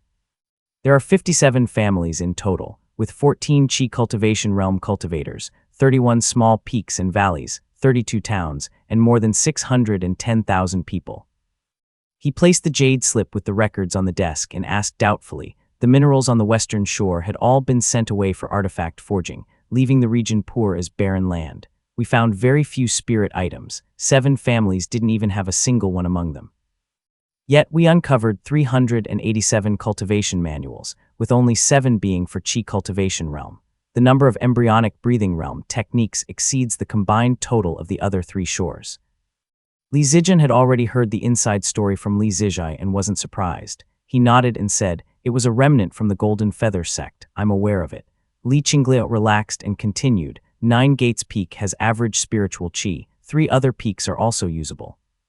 The western shore could support 4 prefectures to govern the various families. Li Zijun examined the records closely. Aside from 9 Gates Peak, which specialized in artifact forging, only the 600,000 people and the 300 cultivation manuals held any real value. The spirit fields there were scarce. Naturally, nothing of note was left. After checking the time, he had Li Qinglio wait to the side and read through the jade slip carefully. Then, rising to his feet, he addressed Li Qinghong. "Aunt, after 100 years, the 4 shores of the lake are now in our family's hands." He declared loudly, "Our Li family currently has 917 embryonic breathing realm cultivators, 185 with various unrefined qi, 31 in the qi cultivation realm, and 6 in foundation establishment realm. The western shore's 4 prefectures hold 610,000 people. The southern shore, including Mount Yue and West Pool, has 1,230,000 people. Wudu, Lijiang, and Huaqian prefectures together hold 810,000 people. The eastern forest's vital qi has yet to recover, but still contains 590,000 people. Lastly, the northern mountainous region holds 320,000 people, a grand total of 3,560,000 people." Li Zijian added an explanation in a soft voice. "The forest has fertile plains and is the most bountiful region around the lake. Though years of war have left its population sparse, with a few decades of cultivation, exceeding 2 million inhabitants won't be a problem." Li Qinghong finally showed a hint of joy and responded with a soft sound. Li Zijian handed her a jade slip and continued, "The prefecture and peak system has now been reorganized. We have 5 prefectures and 1 mountain in the eastern Milan prefecture, 4 prefectures under 9 gates in the west, and 5 prefectures in the southern former lands. The Fei family governs 5 peaks through 2 prefectures in the north, while Qingdu and Yuding each form their own independent units. In total, 16 prefectures, 2 peaks, and 1 mountain are all accounted for." He drew out a map from his sleeve, with Moongaze Lake roughly oval in the center and a slight dip in the south. The 16 prefectures were neatly divided and labeled in fine script. Li Qinghong studied the map for a while, her heart gradually settling. She glanced at the others present and asked softly, "Has the island at the heart of the lake been given a name?" "Not yet." Li Zijian shook his head. He didn't care much for naming and thought continuing to call it the island at the heart of the lake would be fine. But Li Qinghong smiled gently and said warmly, "A name like this is not without weight." Though her voice was gentle, her feathered robe and silver spear gave it a subtle authority. She said softly, "Our family has spent 100 years on this lake. All 4 bloodlines have advanced one after another, giving their all, but it was 2 individuals who laid the foundation of our dominion. First, Uncle Xiangping, and later, my father. This island will eventually be reshaped by moving mountains, raising its geomantic lines to rise above the water. We might as well call it Pingya Island." Li Zijian nodded lightly. At that moment, Li Chenghui stepped forward to report, respectfully glancing at Li Qinglio before speaking. "The grand formation on the lake, the pure essence harmonization formation, has been established. I have sent the formation masters back, and the cost came to 212 spirit stones. An ordinary qi cultivation realm formation typically cost a little over 100 spirit stones, but the island was simply too vast, requiring over 200. Fortunately, the family had not paid tribute in recent years and had ample reserves. Even after funding this formation, they still had over 200 spirit stones remaining." Li Zijian nodded and had him wait to the side. After another 15 minutes, Nsiwei entered the hall and bowed, reporting respectfully, "The great boats are ready. All the branches are boarding from Lijiang, Huaqian, and Huizhang, heading to the island." After Nsiwei finished speaking, Li Qinghong rose from the main seat and descended the steps slowly. "Go and invite the elders and lords. Moongaze is now unified. It's time to ascend the island." Chapter 908, Moongaze Li Family II, Lijiang Town. The lakeside dam bustled with activity as the great ship docked at the shore. Bathed in sunlight, it cast a wide shadow that enveloped the crowd below. Everyone on the ground looked up at it. An old man stood before the ship, extending his one remaining arm. His aged face was relaxed as he watched the people boarding. Cultivators nearby were all busy seeing others off, but no one urged him. It was only when everyone had boarded that a white-robed cultivator descended from the sky on a breeze. He carried a spear on his back, and his striking features made him stand out. Landing on the ship's prow, he cupped his hands toward the old man and greeted, "Elder Keiyang." Li Keiyang waved his one arm, signaling Nsiwei not to fuss. He gave a slow smile and said in a hoarse voice, "Your father is due to return from the desert around now. It's a good occasion for a reunion, and Zhayan's punishment hadn't been severe. He had merely been sent to the desert, and the fine of spirit stones and spirit patties had been burdensome, but not crippling for their family." And Siwei nodded respectfully, clearly pleased. The two spoke for a while before a few cultivators aboard the ship approached to greet them. They were originally there to report to Nsiwe, but upon recognizing him, they became especially courteous. So it's the elder. Li Keqiang stroked his beard with his single arm. Though he seldom spoke, his status was by no means low. Each of Li Keqiang's wounds had a story. They were injuries from the market, strikes from devil cultivators, and scars from subduing demons. Every one of them was the result of loyal service to the family. He had lost his arm to merging fire while intercepting Su Zio, and Siwei understood all this well and stood respectfully at his side.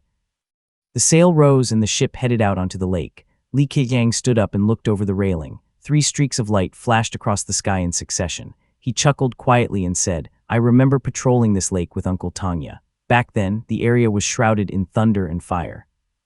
The Yu and Fei families were at their peak, and both had Foundation establishment realm cultivators overseeing things. How mighty they seemed. Yu Mujian even dared to provoke Uncle Tanya publicly. The Yu family only showed our family courtesy because of the sword immortal's face. Who would have imagined we'd see a day like this? The old man had seen much in his time and remembered every perilous moment along the way. Among all those boarding the island, he was unexpectedly the most emotional.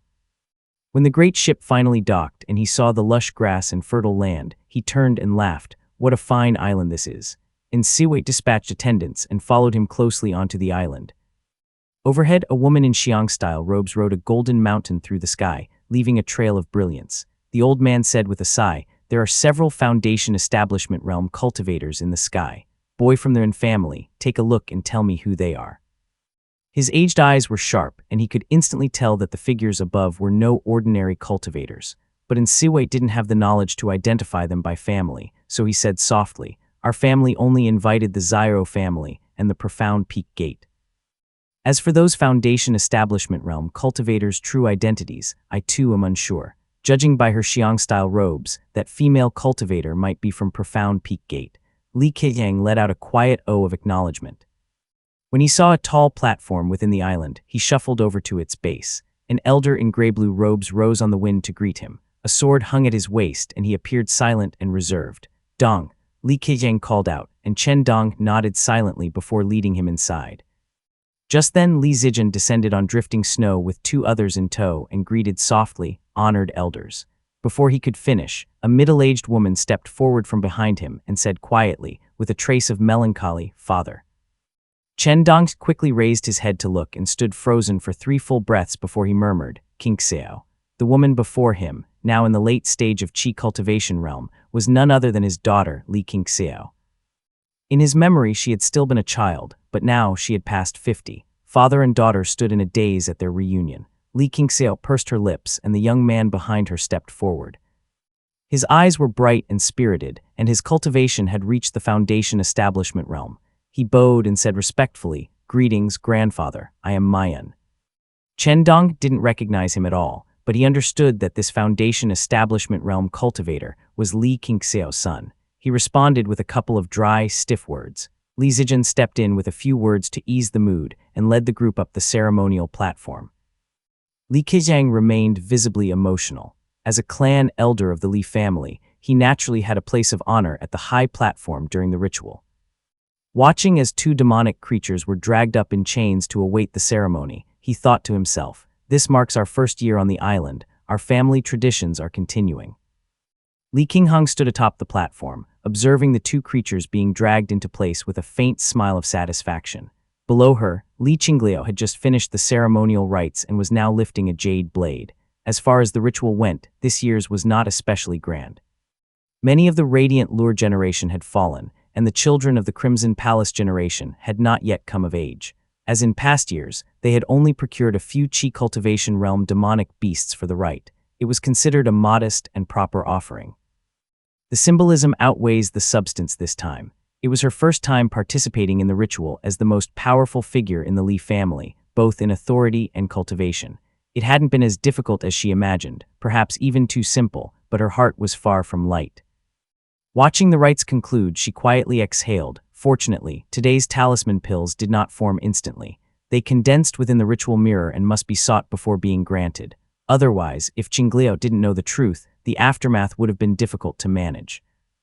She should have explained the situation to Qingliao. but only those who had received talisman seeds through the immortal mirror were immune to divine abilities. The Li family had gradually entered the gaze of various Purple Mansion realm sects. If Li Qinglia were to learn the full truth, it might stir unwanted trouble in the end. The Zhao family already had a Purple Mansion realm cultivator back then, and Kai Buzi still dared to question Zhao Gidu with divine abilities. We must be even more cautious ourselves. Having finished her role in the ceremony, she rose on a bolt of lightning and hovered over the island at the heart of the lake. Below, the northern shore lay covered in snow, with towering peaks, while the west was densely populated with cultivators coming and going. The east held immortal mountains and vast fertile plains, while the south was a lush jungle teeming with Mount Yue tribes. All these were visible in her gaze. The azure waters rippled endlessly below her feet. Mist rose over the vast lake, reeds stretched in all directions, and white vapor poured over the landscape. 500 kilometers of lake and marsh lay before her eyes. Li Qinghong thought to herself, "This is Moongaze Lake, ours, the Li family's." She stared intently for a while. Then a streak of golden light flashed toward her. Kong Tingyun, clad in Xiang-style robes, descended from the sky. She first offered condolences before smiling and offering congratulations. "From now on, your esteemed family should rightly be called the Moongaze Li family." Chapter 909, Suju Reef's Eye. Kong Tingyun had always worn traditional Xiang robes, but the color was now deeper and the material far more luxurious. Golden mountain patterns adorned the collar and sleeve edges, while the two shimmering fasteners were woven from brilliant gold and jade. She was followed by a man and a woman, both at the Foundation establishment realm. They appeared quite young and were surveying the surroundings, glancing at Li Qinghong with a touch of reverence in their eyes. The group flew across the great lake amid a strong morning breeze under clear skies. Li Qinghong led Kong Tingyun down into the hall, where Kong Tingyun dismissed her two attendants. "Wait outside the mountain, as you command." The two bowed respectfully and retreated. Li Qinghong, having heard everything clearly and noticing Kong Tingyun's attire, offered her congratulations. "Congratulations, sister, on taking charge of Profound Peak Gate and becoming the leader of your gate." Kong Tingyun let out a soft laugh.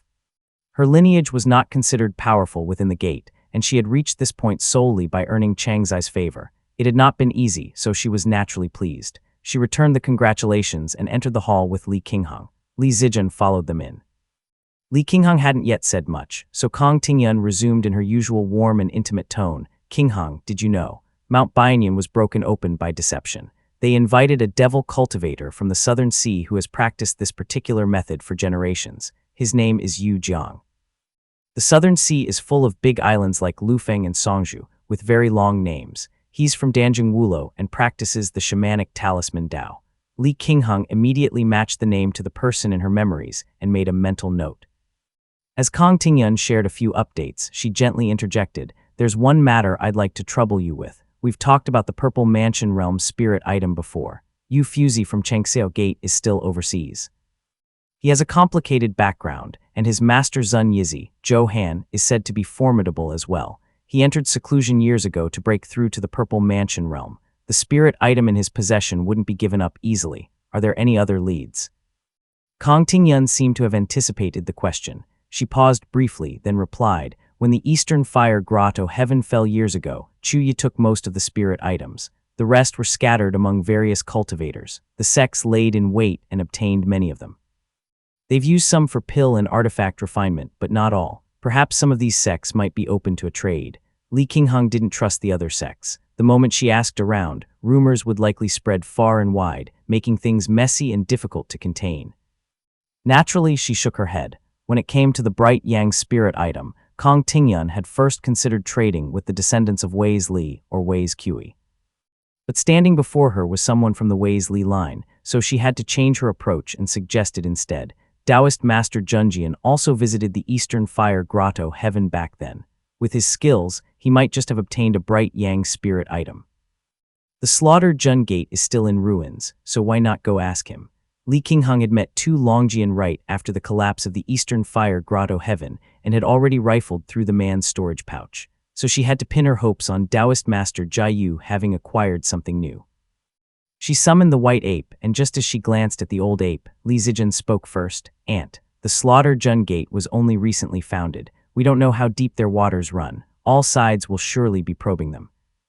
If we can't speak with the Taoist master directly and rely on second-hand messages, the news might leak. Kang Tingyun already had a good impression of this handsome young man and smiled.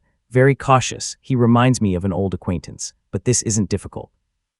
Taoist Master Junjian will soon visit my profound peak gate to engage in a Tao discussion with our elder. I can ask on your behalf. Li Qingheng still didn't hold much hope. Gritting her teeth, she asked, Sister, you once mentioned that you Fuzi had some grudges with your gate. Could you tell me more about it, this matter? Kang Tingyun took a sip of tea as the golden mountain patterns on her xiang robe shimmered in the sunlight. She continued solemnly, this traces back to the Green Pine Grotto heaven. Zun Yizi of Chengxiao Gate, also known as Zhou Han, fought with Taoist Master Junjian over a portion of the supreme yin moonlight before entering seclusion, but he was no match for the Taoist master. He lost all face and failed to obtain the item. Furious and humiliated, he turned his sights on the Cairo gold instead. As she spoke, she paused, revealing a round golden bead in her palm and murmured, but I seized it first. After failing repeatedly, he bore a lasting grudge and came to despise both me and the profound peak gate. Later, a direct descendant of our sect, Kang Gyusun, passed near their eastern sea outpost on Qingzhou Island and had a dispute with Yu Fuzi. They parted on bad terms, and he was killed before he was 50 kilometers away from the island. When she reached this point, the woman seemed to lower her eyes, but she was quietly watching their reactions. When she saw Li Zijian listening calmly, lost in thought, while Li Qingheng simply nodded without the slightest unease, Kang Tingyun continued in a frank, gentle tone. Gyusun's branch and mine weren't especially close, but he had always been respectful and obedient, so there was some sentiment.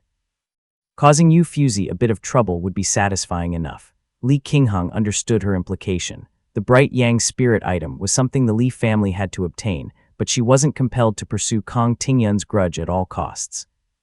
By clarifying things in advance, they could avoid an awkward situation later, so she replied, I Qingheng understand.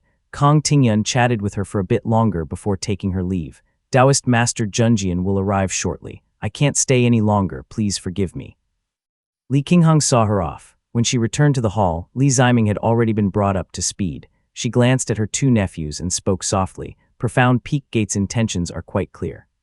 Their relationship with Chengxiao Gate is indeed poor, but not to the extent of assassinating such an important figure. Just leaking his whereabouts to us and lending a hand at the right moment would already be enough to discuss Chengxiao Gate. Kang Tingyun had indeed brought up Kang Gyusun's death, but he wasn't a core figure in Profound Peak Gate, and even his backer Kang Yu had been down on his luck. They were no match for Yu Fuzi and his masters standing within Chengxiao Gate. Li Qingheng let out a soft sigh. He's one of the most outstanding members of Chengxiao Gate. Taoist Master Chengxiao is well known even within Purple Mansion realm cultivators' circles, and the other one, Taoist Master Chengyan, has been frequently seen in public. He cannot be killed. Li Ziming, listening attentively from the side, said softly, Aunt, at this point, our only option is to trade for it. He might not be willing to trade. Li Zijian replied while resting his hand on his sword, even if we do trade, we can't do it under our family's name. In short, the odds are slim. Fortunately, the dispute between Chengxiao Gate and Hangzhou Dao Gate hasn't ceased. My brother is right. At this point, we must attempt to trade. Li Ziming said softly, either we get it from Yu Fuzi himself, or we get it from Hangzhou Dao.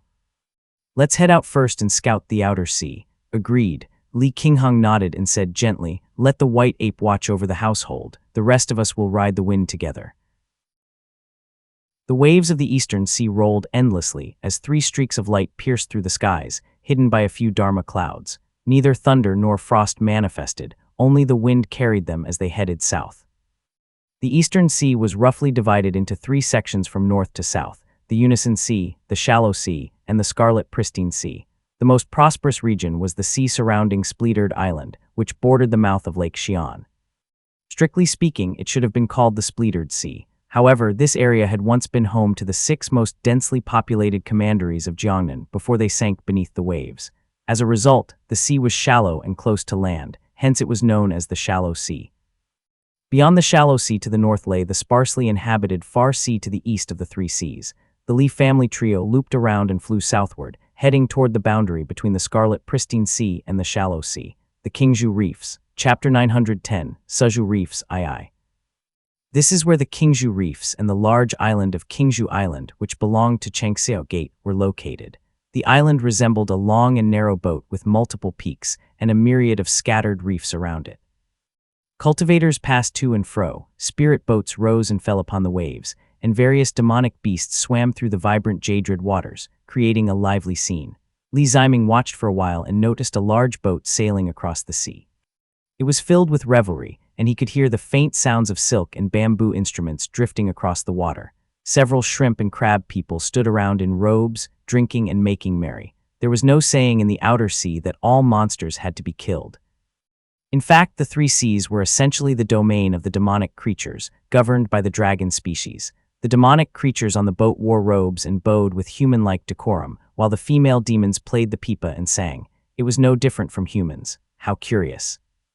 Li Ziming sighed in amazement beside him. Li Zijian spoke softly. Golden Tang Gates, Golden Sack Island, and Profound Peak Gates, Yuezhou Island lie about 2,500 kilometers south from here. Hangzhou Dao's Suzhou Reefs is just under 500 kilometers to the east. When he heard the name Suzhou Reefs, Li Ziming's brows furrowed. He seemed to suddenly recall something and became momentarily dazed. Li Qinghang led the group across the sea, her eyes sweeping the densely scattered reefs below. Judging by the scale, the area was far from small. Just the islands alone is probably half a commandery in size. If we include the sea surrounding the reefs, it stretches endlessly. Li Ziming let out a sigh. He hadn't been to the Eastern Sea many times and wasn't familiar with the powers scattered across the waters. Only now did he realize he had underestimated how important the Eastern and Southern Seas were to the three sects and seven gates. He glimpsed flashes of Dharma light from a battle in the distance and murmured, "It truly is a different scene." We've seen many cultivators dueling with Dharma arts along the way. Li Qinghang had spent many years navigating the outer seas and was quite familiar with the situation, so she wasn't surprised. She said softly, "The inland territories are the domains of the true monarchs. Each sect's clansmen live within their commandery, and both spirit veins and spiritual energy are incredibly precious, so they are too fragile for open warfare. Unless matters escalate to a full-blown war of extermination, no one would dare invade a sect stronghold. Most of the conflict between the three sects and seven gates unfolds here in the outer seas." Li Ziming looked as if he had suddenly understood. Hands behind his back, he replied, "No wonder Chengxiao Gate and Hangzhou Dao have been at odds for so long, yet there's barely any news from inland. So they've been fighting it out at sea." Li Zijian nodded. His white robe fluttered in the sea breeze, and he gently held his blue-white frosted longsword Hanlin in his arms. He said softly, "Chengxiao Gate has risen rapidly in recent years, displaying something new every day. Hangzhou Dao Gate, by contrast, has a long history and deep foundations. Both gates' territories lie among these scattered reefs. They've taken the best spots. Even immortal sects followed a hierarchy, and that was on full display. Golden Tang Gates, Golden Sack Island, and Profound Peak Gates, Yuezhou Island, were far less impressive. They were not only smaller in size, but also lacking in resources. To put it bluntly, they were little more than commercial towns. The group passed over Qingzhou Reefs and descended towards Suzhou Reefs. Compared to Qingzhou, the islands here were more sparsely distributed but much larger. The rocks were a vivid red, seemingly imbued with the aura of departing flame. The disc-shaped Suzhou Island lay at the center. The marketplace glowed brightly, not through modern formations, but through the spontaneously formed scarlet runes, which resonated with the ambient spiritual energy. Li Qinghang formed a spell seal, activating the Chang'eming Profound Insight screen hidden in her sleeve. The screen unfurled, releasing a soft golden iridescence. The perception severance effect could only conceal a 9-meter radius. She turned slightly and said, "3 Foundation Establishment Realm cultivators descending together draws too much attention. You two split up and scout the surroundings. One to the Qingzhou Reefs, the other to the Suzhou Reefs. Return after a few days." Both men agreed. Li Qinghang deliberately dispersed her lightning aura and descended on the wind. The grand formation of Hangzhou Dao Gate quickly responded. The red rune flickered back into the island, and a cultivator from Hangzhou Dao Gate came out to receive her, likely having sensed her Foundation Establishment Realm cultivation. Li Qinghang exchanged a few words with the cultivator and entered the formation. Meanwhile, Li Ziming appeared unsettled as he stared blankly ahead. Li Zijian studied him for a moment and called out. Only then did Li Ziming respond with an explanation. "You're meticulous, Brother Zijian. It's better for you to head to Qingzhou Reefs. I'll stay nearby and have a look around." "All right," Li Zijian nodded lightly and flew northward on his frost and snow aura. The other man remained in place. His fists were clenched within his Taoist robe as he hesitated for quite a while before eventually drifting southward. Wisps of drifting clouds floated above, and the seawater shimmered in shades of jade and crimson. He frowned and clenched his jaw, glanced at the sky, then continued south for 50 kilometers until he finally spotted a few salt reefs exposed above the waves. His heart thumped wildly as he flew another 15 kilometers south. The gleaming white salt reefs became increasingly numerous, and Li Ziming pursed his lips and thought to himself. She once said her home brimmed with leaf fire, and that the earth veins were particularly fierce, causing seawater to constantly steam from the reef hollows and leaving behind layer upon layer of salt frost. This must be the place. Li Ziming landed silently on the largest salt reef. When he sent his spiritual sense out for a sweep, he immediately detected something amiss beneath a large boulder. There was a square-shaped crevice hidden beneath it. An ordinary cultivator wouldn't have noticed anything, but with his foundation establishment realm cultivation, such a small trick wouldn't deceive him. He hurriedly fumbled about and retrieved a jade box from his storage pouch. It was elegant and finely crafted, gilded with threads of gold. When he lifted the lid, the sea breeze nearly blew away a small bundle of white paper inside. Li Ziming instantly shielded the bundle with his mana and unfolded the stack. Each sheet held a portrait of his younger self, mostly cold and expressionless, standing alone in a courtyard. A few showed him seated with a woman on his lap, a pale blue orchid tucked in her hair. He didn't linger on the drawings. Instead, he took out the jade pendant that had been carefully wrapped, then swiftly packed the box away. When he held the pendant before the crevice, he saw that it fit perfectly into the hollow. Just as he was about to channel his mana, Li Ziming suddenly came to a belated realization. He reached up to feel his chin and discovered a beard nearly 2 fingers long. He hadn't even noticed it before. It's already been over 30 years. He stared silently at the sea. The reflection looking back at him was unfamiliar. It was youthful at first glance, yet his aged eyes gave him away. The Taoist robe on his body lacked the lightness it once had.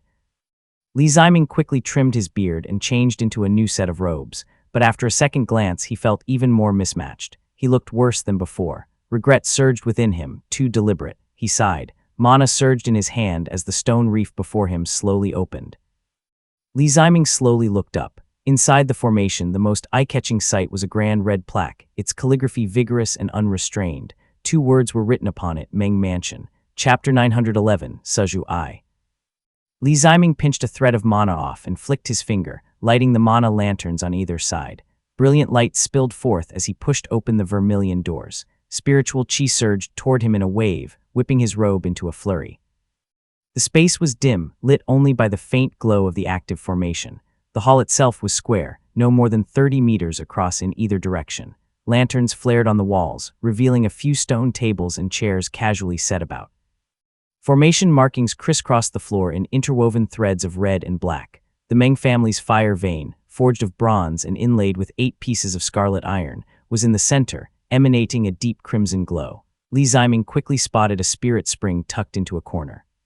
Its quality was quite poor, and it burbled forth with sluggish, bubbling water. Ding-dong. The clear spirit water resumed flowing along the carved channels in the ground, trickling into the quenching pool with a gentle tinkle. He estimated that it had likely been decades since anyone had set foot here, yet the spirit spring had continued to emit spiritual chi, causing the energy to clog and the springhead to grow obstructed. Having spent many years in alchemy, Li Ziming was very familiar with fire veins. He placed a hand on the bronze pedestal of the fire vein, and just as he expected, it was scalding hot. This Meng family fire vein is indeed excellent. There's even leaf fire mixed in. It's truly a treasure for refining. Decades of accumulated fiend fire in the formation has nearly melted the pedestal. Meng Mansion had been abandoned for decades. Li Ziming figured that had he come any later, the bronze pedestal might have melted entirely, unleashing a surge of leaf fire that would have devastated the entire cave residence. When he saw that the Meng Mansion was utterly deserted, he thought to himself, strange, she should have returned at least once, and yet not even once. Somehow, now that he was certain the Meng Mansion was empty, he felt an immediate sense of relief. His mood lightened and his steps grew brisk. Li Ziming had always been quick to regain his composure and was adept at casting aside emotions. He promptly began to consider how best to handle the place. First, secure the fire vein. One hand formed a seal while he reached for his waist with the other. A small vial 2 fingers wide leaped into the air. It was white gold at the base and inscribed with intricate dark silver patterns. It shimmered faintly in the light. profound pattern bottle. This Dharma artifact had long since been passed to Li Ziming, and he had refined it for some time. It converted his mana into bright yang mana, which gave off a bright and radiant glow. He formed a seal and activated the formation on the bronze pedestal. Almost immediately, a stream of black-red fiend fire burst forth. This fiendish fire was laced with Li fire and blazingly intense. It was far more vicious than normal, yet several wisps of radiant light emerged from Li Ziming's profound pattern bottle. They descended through the air in hazy veils, like gossamer, and settled upon the fiend fire, instantly subduing it. He had refined the profound pattern bottle, and once infused with bright yang mana, the Dharma artifact glowed brightly.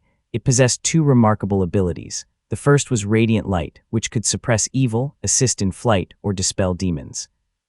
It bore the typical characteristics of bright yang, decent in strength, though not especially powerful. Better than nothing. That had always been the bottle's flaw.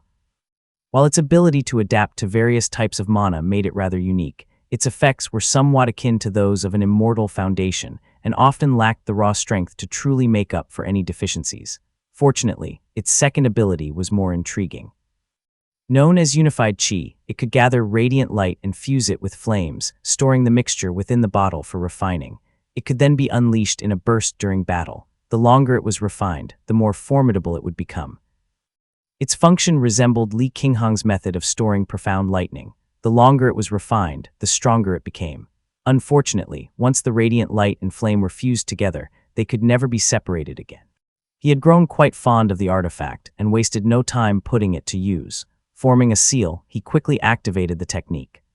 Radiant light spiraled down and drew the surging fiend fire, tinged with scattered traces of Li fire, into a pillar of black and red flame that was streaked with glowing crimson sparks. The profound pattern bottle sought pure Li fire, but the fiend fire was far too muddled. It was ordinarily difficult to refine, but it was effortless for Li Ziming. He gently curled his fingers of his free hand, activating the talisman Qi Valley wind leading fire within his body. The black pillar of fire instantly shrank to fit into his palm. The crimson Li fire peeled off and streamed into the bottle. In less than 15 minutes, he had drained the formation of all its accumulated power. The fire-controlling capability of Valley wind-leading fire had yet to show any limits. For most cultivators, this much fiend fire would have been overwhelming, but in his hands, it shrank to no more than the size of a fingertip. It would take a whole cart's worth of ordinary Qi bottles to contain it. Only the Quaxiang artifact back home could manage it. Left with no better option, Li Ziming simply held it in his hand. He glanced around carefully. Several stone chambers were protected by Meng family formations. Though they were meaningless to him, barging in still felt inappropriate. This place isn't bad. If time permits, I could return a few more times to extract Li fire for artifact refinement, muttered Li Ziming. He made a thorough circuit of the hall, which was pitch black and empty. Snuffing out a few lanterns, he closed the doors behind him and sighed inwardly. I was born for the Purple Mansion realm. If I fail, I die. The time is drawing near. I'll return to make a final push in seclusion with a 30% chance of life and 70% of death. I had hoped to see her one last time to make amends for the mistakes of my youth, but fate won't allow it. There won't be a chance. Li Ziming strode out, rose from the bright salt reef, and gazed over the vast sea. Then he took off northward on his radiant light, sudden clarity blooming in his heart. Talisman Qi is a marvel unlike any other. It's far more than a means of advancing one's cultivation. If I study it with care, I'm sure I'll gain much. My family has been famous in Jiangnan for generations, and Talisman Qi has played a part in that. If I can cultivate divine abilities and avoid death, then it's worth delving deeper here. But if I fail to reach the Purple Mansion realm, then no research will matter. He calmed himself and scouted southward for a while. Soon, Li Zijin came flying over from afar, riding the wind in haste. His white garments had frosted over, giving him a slightly travel-worn look. His longsword had only just returned to its scabbard, and a sharp sword intent still lingered around him. Li Ziming immediately tensed and asked a single question. What happened? Nothing. Li Zijin looked a little embarrassed and gave a vague reply, but Li Ziming wasn't about to let it go. After repeated questioning, the young man finally hugged his sword to his chest and said helplessly, I ran into a snake demon. She insisted I accompany her into the sea to be a guest in her palace. I refused several times. She couldn't take the rejection and sent people after me. I had to fight my way out with my sword. Li Ziming was genuinely stunned for a moment, then belatedly asked, a female demon. Yes, Li Zijin replied helplessly. It was rare for Li Ziming to see him like this, so he let out a couple of questioning hums. But Li Zijian misunderstood his intent and shook his head. Don't worry, I held back and I didn't hurt anyone. She seemed like someone with connections and didn't dare make a real move. It was more like a game to her. Ha ha ha. Li Ziming laughed, amused to see him looking so awkward. He teased, Brother Zijian, you really should stay away from the Eastern Sea. I fear one day, some dragon princess might snatch you away while you're flying over the rippling converging water and take you to the dragon palace as her husband. Spare me your mockery, brother. Li Zijian shook his head, redirecting the conversation. A flash of pale light passed through his pupils as he noticed something amiss and asked, Where did you go, brother? Why is your entire body filled with fire energy? Your perception technique grows sharper by the day. Li Ziming shook his head as he replied, These Suju reefs are teeming with Li fire. I happened to find a fire vein infused with it and drew out some mixed Li fire to refine my artifact. His harvest had been fruitful, so he felt rather cheerful and continued. It's often said that the profound patterned bottle overlaps with the wielder's immortal foundation, but perhaps its creator specialized in bright yang and crafted it with that in mind. This ability to merge radiant light and flame into unified qi, it's quite ingenious. It fills a gap in my own cultivation. He had mentioned it to Li Zijian before, so the white-robed youth already knew about his artifact's function. He caressed his sword as he commented casually, Consider it a lucky surprise, at least something that complements your path, though I doubt it was crafted with such precision. Bright Yang cultivators have all sorts of offensive means, from seizing celestial light to capturing flames that it just happens to match. In someone else's hands, it might not have been of much use. Fortunately, it suits you. Li Ziming rolled his eyes. The two exchanged a glance and couldn't help but chuckle before setting off together to survey the surrounding area. Chapter 912, Suju II. Suju Island. The Suju Island marketplace had a distinctly ancient charm, with most of its structures built in the style of pavilions. The island's paths formed a dense network, all crafted from crimson stone that seemed neat and orderly at a glance. However, Li Qinghang, who had a discerning eye, took one careful look and surmised it was part of a formation. The roads resemble formation patterns. How interesting. Li Qinghang descended onto a circular platform. She was accompanied by a cultivator from Hangzhou Dao Gate, robed in crimson with golden shamanic patterns embroidered along his sleeves. He gave her a careful look and immediately made his assessment. This person's attire is elegant and refined, yet quite archaic in style. Her Dharma artifact appears to involve profound thunder. She's either from a northern sea esteemed family or a direct descendant of an immortal sect. He had been stationed here to receive guests for quite some time and had grown skilled at picking out Foundation Establishment Realm cultivators. He stepped forward politely but confidently to greet her. I am Bai Kaioyu. May I ask where fellow Taoist hails from? Li Qinghang paused. She realized the man before her was a sharp-looking, elderly cultivator. When she caught sight of the shrewd look he had about him, she swallowed the words Eastern Sea that had been on her lips. I'm from the mainland, she said. Hearing her soft, fluid, and gentle tone, yet with well-separated syllables, Bai Kaioyu immediately made his own judgment, Jiangnan, likely from northern Yue or Jiangbei. He smiled at once and replied, Since fellow Taoist has graced us with your presence, I'd be glad to accompany you for a stroll if you're here to sightsee. If you've come for serious matters, there's no need to crowd with the others. You can just discuss matters with me directly. Li Qinghang lowered her eyes slightly and entered the formation alongside him. She found the place to be extremely orderly. Hangzhou Dao Gate's vetting procedures were strict, and Bai Kaioyu had a wealth of experience. She likely wouldn't be able to hide much from him. After all, I cultivate thunder arts. It's the least suited for disguise. My aura is hard to conceal. Fortunately, I let the other two arrive later, one after the other. They aren't well known, so they shouldn't be recognized immediately. Since she couldn't fully hide her identity, it wasn't convenient to inquire directly about the bright yang spirit item. Instead, she spoke gently. I may be looking for some spirit items. Does your Dao Gate happen to have any rare treasures that could broaden my horizons? Please. Her choice of words made Bai Kaioyu let out a hoarse laugh. Saying nothing more, he led the way toward the island's center, flying past numerous pavilions until a grand vermilion palace came into view at the heart of Suju Island. A cultivator from Hangzhou Dao Gate flew up the red steps ahead of them, bowed to the two, then stepped aside to stand behind Bai Kaioyu. His voice was carried by a thread of mana into the old man's ear. It's been confirmed. 8 or 9 out of 10, she's Li Qinghang of the Li family from Moongay's Lake, cultivator of celestial thunder.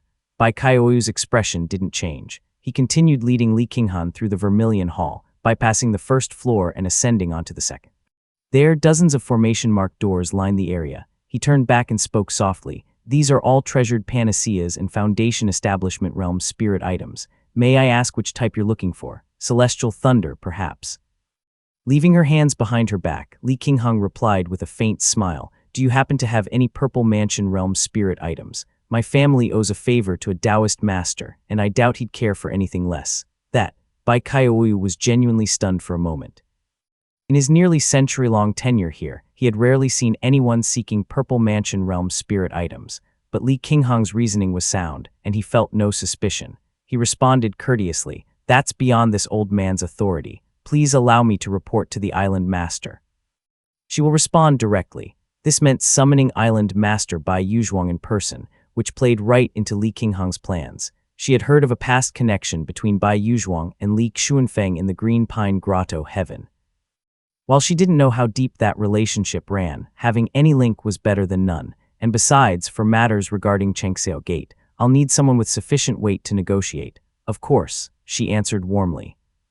The man behind Bai Kaioyu immediately withdrew, and the two began ascending the stairs. Naturally, Li Qinghang wouldn't let the opportunity slip by. She asked in a seemingly casual tone, "On my way here, I saw some cultivators from the Immortal Tao engaged in fierce combat.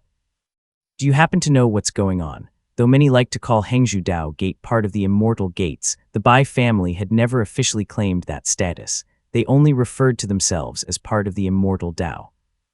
Li Qinghang's repeated use of the correct term pleased Bai Kaioyu, and he inwardly affirmed, "Someone this familiar with our terminology. She's definitely from the Li family of Moongaze Lake." He let out a long sigh and explained, "What else could it be? Our gate has long been at odds with Changxiao Gate. Years ago, Changxiao and our Taoist master Hingli clashed over a cultivation opportunity. That battle was so fierce it nearly tore the sky apart. It only ceased after several other Taoist masters intervened to mediate. Later, Jiangnan was reclassified as the Upper Evil Spirit Storage, leading to the rise of Earth Virtue Devil cultivators. Taoist master Chengyan happened to get lucky and successfully cultivated Wu Earth. Since Earth Virtue phenomena are notoriously hard to detect, he broke through in secret under Changxiao's protection and killed several of our core disciples. Then, he was wounded by Taoist master Hengxing. With old grudges and new, there's no reconciling them now. Li Qinghang silently memorized the detail about Taoist master Chengyan cultivating Wu Earth. She furrowed her brow slightly. The conflict between the two reef territories in the Eastern Sea didn't seem all that intense. She asked deliberately, "I see. And since Qingzhou and Suzhou are so close, it must be tense most days. Isn't that the truth?" Though Bai Kaioyu was an elder cultivator, the reason she'd asked about the spirit item related to Yu Fuzi was too indirect. He was far from being able to piece it together from just a few of Li Qinghang's words. He sighed. "Exactly. I'm over 200 now, far too old to care for more conflict. Wouldn't a little harmony be nice? But the young and hot-blooded Yu Fuzi doesn't think that way. Just half a year ago, he struck again in the Eastern Sea, quietly killing several of our disciples and even wiping out a spirit boat. The island master sent a few rogue cultivators to question him, but he shamelessly denied everything, then arrogantly drove them off." Bai Kaioyu let out a breath, his voice tinged with anger as he continued. "He's just like his master, no good at all, always so quick to take lives, and always targeting the younger generation with hidden attacks." Li Qinghang felt a subtle relief rise in her heart as she thought to herself, "Good. The conflict between the two sides is indeed intense. I don't know Island Master Bai Yuzhuang well, and persuading her would have been difficult. This way, I'll save myself the trouble." Chapter 913, Suzhou Iai.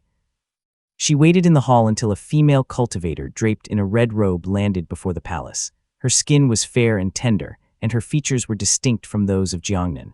She had higher brows and larger eyes, while the bright red robe made her look all the more dazzling.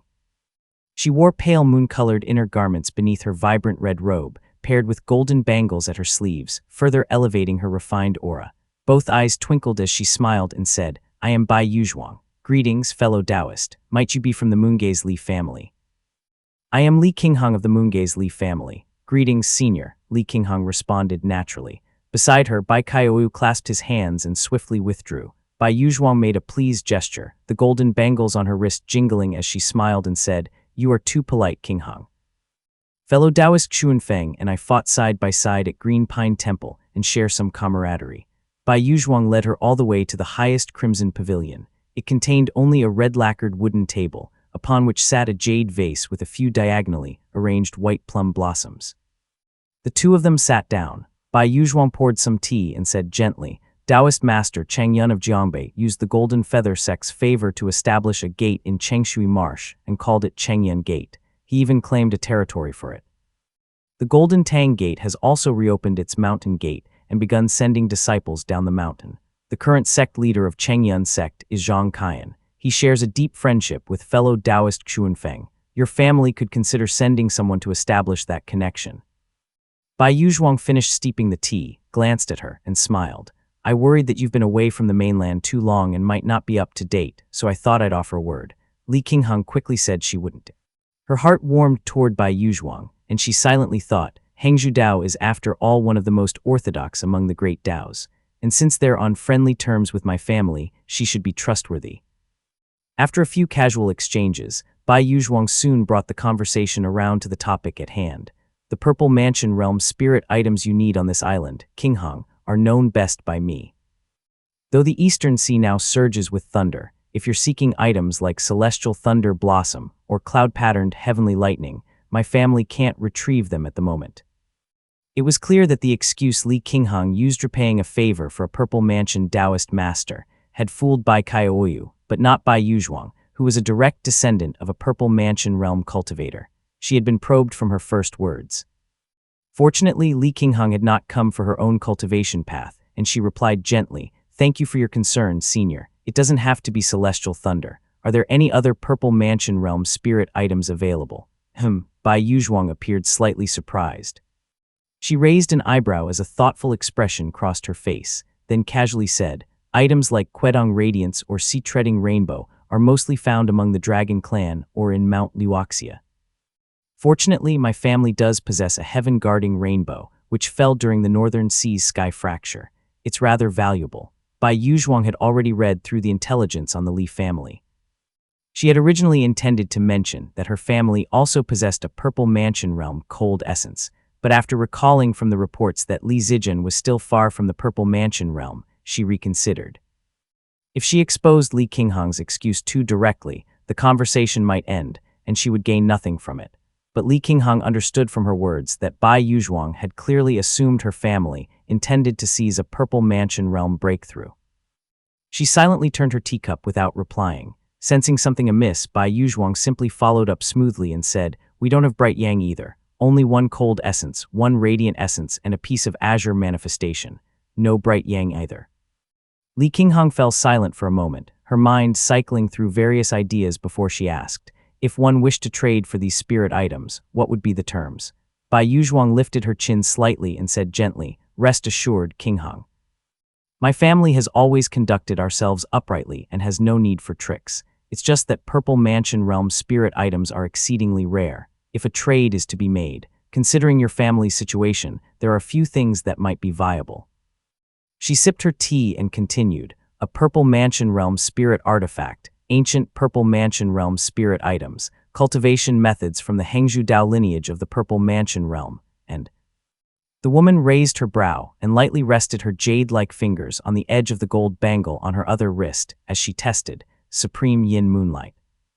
Li Qinghang held her breath, then showed a look of regret and replied with a hint of dejection, The immortal Dao still assumes that since our family occupies Moongaze Lake, we must have such a thing. Even if we once truly had a portion, those days are long gone. Bai Yuzhuang looked a bit embarrassed as she quickly explained, After all, someone did obtain it from the lake in the past. It's recorded in the annals of many families. I merely asked in passing. Li Qinghang did not wish to dwell on the subject and simply nodded in response. I've taken note of your terms, senior. If our family is able, we will certainly come to trade with the immortal Dao. Hangzhou Dao Gate lacking a bright yang spirit item was within expectations. Ultimately, Li Qinghang could only pin her hopes on Yu Fuzi. After carefully choosing her words, she asked, I heard from Senior Kaioyu that Yu Fuzi has become quite unruly. Bai Yuzhuang visibly frowned at the name. Gazing at the white plum blossoms in the vase, she said with some regret, He's indeed formidable. The conflict between my gate and Changxiao has lasted a long time. We once entrapped and killed Yunkangzi, but thinking back now, if we had known that Yu Fuzi would follow him, we would have spared that useless man's life. There were too many blood debts between the two sides, so Bai Yuzhuang couldn't go into detail. She simply recounted the general grievances between them. Li Qingheng understood the situation and inwardly sighed with regret. Bai Yuzhuang's struggle with Yu Fuzi hasn't yet reached the point where she's desperate. Our ties aren't close enough for her to ask for my help directly either. Otherwise, she'd have offered far more in return. So be it. Nothing in this world is ever truly perfect. She let a troubled expression fall across her face as she said in a low voice, "To speak frankly, Senior, he possesses a treasure that is of great importance to my family." As soon as those words were spoken, Bai Yuzhuang's expression lit up. Her heart finally cleared, and she suddenly understood, so that's how it is. Now even her gaze turned fervent as she said in a low voice, "Your esteemed family means too." Li Qingheng sighed and probed. This is the Eastern Sea, after all. Everything is much easier to handle here. Only Taoist Master Cheng Xiao is of concern. Bai Yuzhuang shook her head repeatedly and replied quickly, "Qingheng, there's no need to worry. Our gate's Taoist Master Shanju is far stronger than Chang Ziozi. Moreover, Chang Ziozi is not on good terms with Crimson Reef Island and rarely comes to the Eastern Sea. As for Cheng Xiao Gate, they have very few Purple Mansion cultivators. Taoist Master Cheng Yin rarely leaves the Mountain Gate, so how could he possibly oversee everything? As long as we lure Wang Fu into the grand formation I've set and invite Taoist Master Hengxing to offer a blessing, it can all be covered up cleanly as long as no other Purple Mansion realm cultivators steps in." Her voice dropped slightly, but her eyes were sharp as she continued, "And even if Cheng Xiao Gate finds out, so what? We're merely hiring fellow Taoists to act. Your esteemed family has ties to Taoist Master Zio, and this even nominally falls under the Azure Pond sect's jurisdiction. What is there to fear? The person dies in the Eastern Sea, and the Eastern Sea has its own rules. Cheng Xiao won't dare to intervene." Li Qingheng understood that despite how nicely she phrased it, this would undoubtedly offend Cheng Xiao Gate, but her family was already mentally prepared for this. She answered softly, "You are right, Senior." Chapter 914, Suju IV. Delight danced across Bai Yuzhuang's face. The two gates had schemed against each other for years and were well acquainted. Moreover, the island masters on both sides were extremely strong and never strayed far from their islands, so it was hard to gain any advantage. Her own forces stationed in the trading markets were limited and not of high quality. Even if she mobilized them for an ambush, there was no guarantee they could deal with Yu Fuzi. That old thing wouldn't show himself if he saw a crowd lying in wait, but Li Qingheng was a formidable combatant with violent and explosive lightning. She was also skilled in swift battles and so an ideal candidate, so Bai Yuzhuang asked, "How many people can your esteemed family send?" Li Qingheng replied quietly, "Aside from myself, Ziming is adept at suppression, and Zijin has refined his sword essence. The two complement each other and are quite formidable. If things don't go smoothly, we can dispatch more. That's enough." Bai Yuzhuang let out a heavy breath. Now, whether or not Taoist Master Cheng Yin of Cheng Xiao Gate had returned to the sect, she felt she had enough control. She immediately replied, "Qingheng, go and make preparations. I will plan everything in detail." Li Qingheng rose from the table and took her leave. Bai Yuzhuang immediately summoned someone to escort her. The red-robed woman sipped several mouthfuls of tea and gradually gained clarity in her thoughts. The Li family has grown closer to Profound Peak Gate in recent years. Profound Peak Gate likely played a part in steering things, but this could be a good development. In that case, Kong Tingyun's recent diplomatic easing with Cheng Xiao Gate over Yuzhu Island wasn't a true compromise, but a ploy to lull Wang Fu into complacency. Bai Yuzhuang had been troubled over the lack of powerful combatants, but now she had gained a direct descendant thunder cultivator of immortal sect pedigree, a late-stage foundation establishment realm cultivator with an immortal foundation focused on suppression, and a slightly lower-ranked sword sect descendant. And she herself was one of Hengzhu Dao Gate's top foundation establishment realm cultivators. Unless you, Wang Fu, are the second coming of Li Xuanfeng, you will surely suffer this death calamity, thought Bai Yuzhuang. After settling down in the market district, Li Qingheng was soon approached by Li Zijin and Li Ziming. When the two entered the cave dwelling, Li Qingheng immediately motioned for them to stop and said softly, "This is someone else's cave dwelling. Best not to speak too much." She flicked her sleeve and tossed out the Chang'eming Profound Insight screen. The mystical screen unfurled, releasing several faint golden iridescent rays that enveloped a 9-meter radius around them. Only after the perception severance activated did Li Zijian speak in a low, steady voice. Aunt, I went to Kingzhou Island. Yu Fuzi wasn't there. I asked around and found that he's been residing on Xifeng Island nearby. He's occupying an entire island for himself to cultivate in solitude. Wang Fu places great importance on family background and loves to boast. Ordinary rogue cultivators can't even get an audience with him. If we want to purchase the spirit item, we'd likely have to announce our name to gain a meeting. He also has quite a foul temperament. From what I can gather, the families close to ours are all on bad terms with Changxiao Gate. He might name an outrageous price and humiliate us for nothing. The longsword strapped to his back shifted as he said gravely, we shouldn't pin our hopes on that. Aligning with Hangzhou Dao Gate is the more reliable choice. I've heard the same. Li Qingheng appeared somewhat troubled and replied softly, so long as our family contributes, Hangzhou Dao Gate has promised to cover for us, but it's hard to be certain, if the situation turns against us. If Yu Fuzi lives, we simply fail to get the spirit item. But if he dies, we fail to obtain the item, and Changxiao Gate discovers our involvement. That would be the most disgraceful outcome.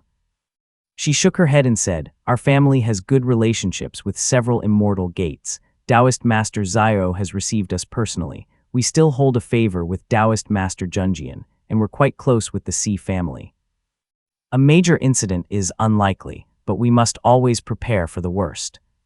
Li Qingheng hesitated for a moment, then said softly, if Changxiao Gate acts overbearingly and insists on settling scores, and the Hangzhou Dao Gate's Taoist masters cannot be relied upon, if Bai Yuzhuang proves to be two-faced and only seeking to deceive us, if Taoist Master Zhao refuses to intervene and Taoist Master Junjian is too newly advanced to Purple Mansion realm to be respected by Changxiao, then at that moment if I must become the scapegoat, I'll simply accept death. That would satisfy Changxiao Gate's pride and they'd have nothing more to say. Though her words were softly spoken, they struck like thunder. Li Ziming abruptly raised his head, heart burning like fire.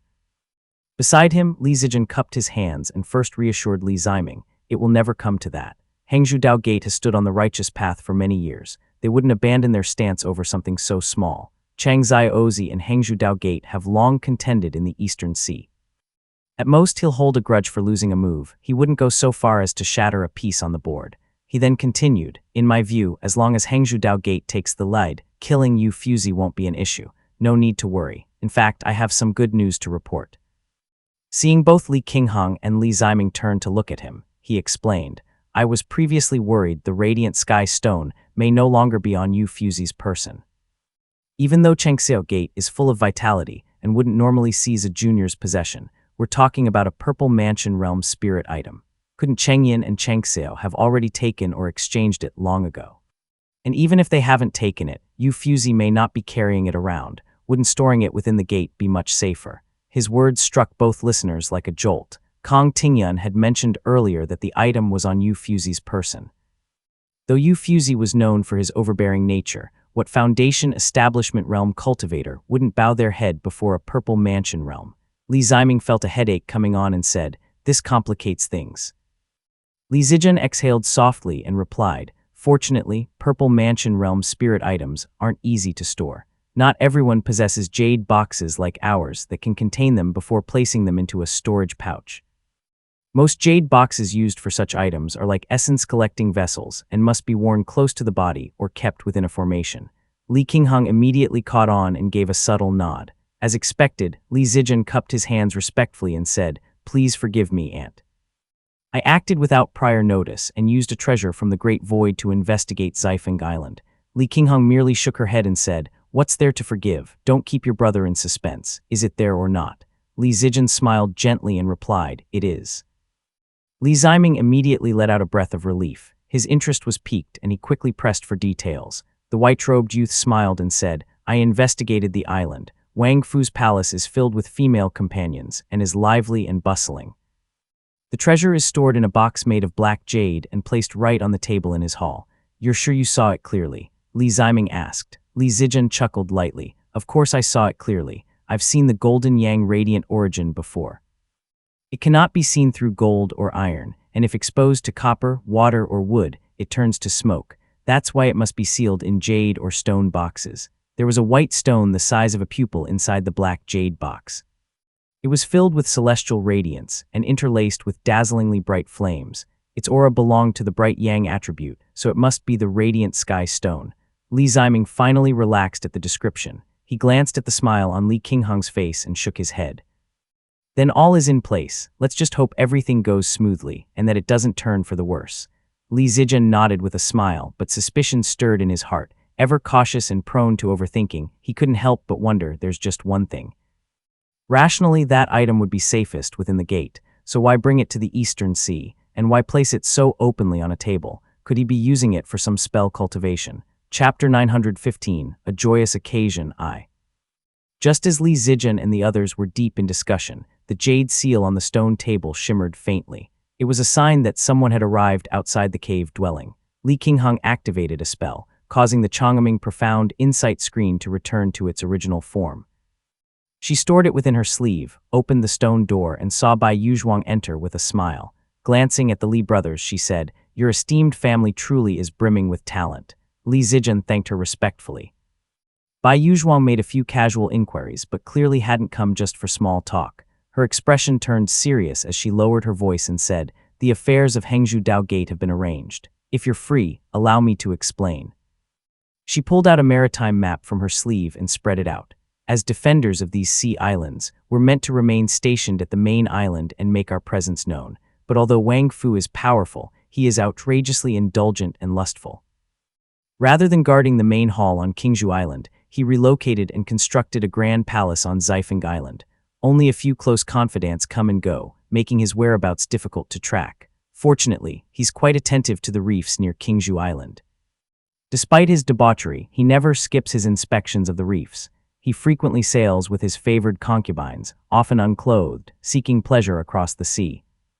Clearly familiar with the man, Bai Yuzhuang said softly, "Our gate possesses a Dharma artifact called Flow Water Conch, forged from the body of a demonic creature that failed to ascend to the Purple Mansion realm. While it lacks offensive power, it can manipulate water currents. What a treasure." Li Qingheng was quietly envious. Manipulating water currents was entirely different from mere water control. With this treasure, one could reach frightening speeds along the seafloor, as if they were riding the current itself. This artifact leaves no trace of mana. We'll first stir the water currents to draw him north. Then, we'll stage a battle between a demon general and a rogue cultivator, feigning a chase over a lesser yang spirit item. He certainly won't miss such an event and will pursue them. After hearing this, Li Qingheng paused to think, then replied, "I've heard he possesses a bell, a sword, and a pearl. The bell is called Morning Wu, capable of seizing the spirit. The sword, Level Beam, is a lesser yang treasure, and the pearl, Gathered Clarity, can perceive things near and far. We'll need to be cautious. Since the Li family was also determined to seize the item, they naturally wanted nothing to go wrong." Li Zijian reminded softly, "Senior, Wang Fu is indeed formidable. It said he's adept at reading others. Typical chase and deception tactics may not fool him." Li Qingheng had learned this through hearsay, but Li Zijian had observed Wang Fu's behavior firsthand. His reminder was deliberate. Bai Yuzhuang nodded and thought to herself, so the Li family has studied the man this thoroughly. It seems they've long had designs on what Wang Fu possesses. She smiled, naturally. To prevent him from seeing through the ruse, the rogue cultivator is being deliberately lured into the act. The demon general is a carefully selected fish demon, and that demonic creature knows nothing about the real plan. A sly glint appeared in Bai Yuzhuang's eyes as she quietly said, "Once he obtains the treasure and is pursued by a Foundation Establishment Realm cultivator, he'll surely flee to his demon den. We only need to adjust the currents so that his concubine's spirit boats head north. They'll definitely run into each other along the way. Wang Fu is infamous and ruthless. When the fish demon sees him, he'll realize he won't make it back to the den. He'll flee in the opposite direction from Qingzhou, hoping Wang Fu will worry about the main island and let him go." She said softly, "That way everything appears genuine. The more he observes, the more convincing it becomes. All we need to do is lie in ambush opposite of Qingzhou Island. My gate also has a Dharma artifact called Tidal Veil, which excels at concealing movement and evading detection." Li Qingheng reviewed Bai Yuzhuang's plan once again and replied, "It can't have been easy selecting that fish demon. Sorry for the trouble, Senior." Bai Yuzhuang let out a soft laugh and responded, "Don't worry. This fish demon is clever enough and fast in water escape. Only one like that is worthy of being used as a chess piece. Ordinary weaklings wouldn't be fit for the role." After going over a few more details, she said, "Wait just a few days." On the day Wang Fu leaves the island, a few of my elders will bless your team with our sect's blessing arts. It'll give us greater assurance. Li Ziming and Li Zijin stepped out of the cave dwelling. Outside, the pavilion towered high, and below it the crowds bustled under warm, golden sunlight. Li Zijin was still lost in thought, though none of it showed on his face. Li Ziming, however, was growing increasingly burdened in spirit. He glanced at his younger brother and asked, "Do you have anything planned for now, Zijin?" "Nothing urgent," Li Zijin answered casually, shifting the sword on his back into his arms. His gaze swept across the faces of passers-by on the street, and he said quietly, "Hangzhou Dao Gate does have a solid reputation. Judging by the attire in this market, there are more rogue and family-affiliated cultivators here than in Qingzhou Island's market. No matter where the 3 sects and 7 gates land, Purple Mansion Realm immortal families won't be treated badly. You can't tell much on the surface, but rogue cultivators are shrewd. They always know where safety lies." Li Ziming followed Li Zijin's gaze. Li Zijin softly advised, "Brother, there's no need to worry. We'll do our best. I'll go inspect the island for now." Holding his sword, he slipped out through the side of the pavilion and made his way through the market streets, pulling out a map as he went. The waters surrounding Qingzhou and Hangzhou reefs were vast. The closest islands were Golden Sack Island and Yuzhou Island, but further north, near the shallow sea, was Crimson Reef Island's Yihuo Reef. Among the 3 gates, only Golden Tang Gate had good relations with Changxiao Gate, but Golden Tang Gate had shut its doors for years and lacked the strength to intervene at the moment. It's just, Wang Fu's palace surprisingly houses people from Crimson Reef Island. I only hope this won't cause trouble when the time comes.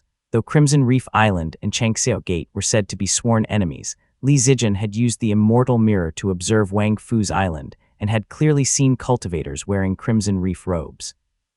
It seemed the hostility between the 2 gates was only for show, and what dealings they had behind the scenes was anyone's guess.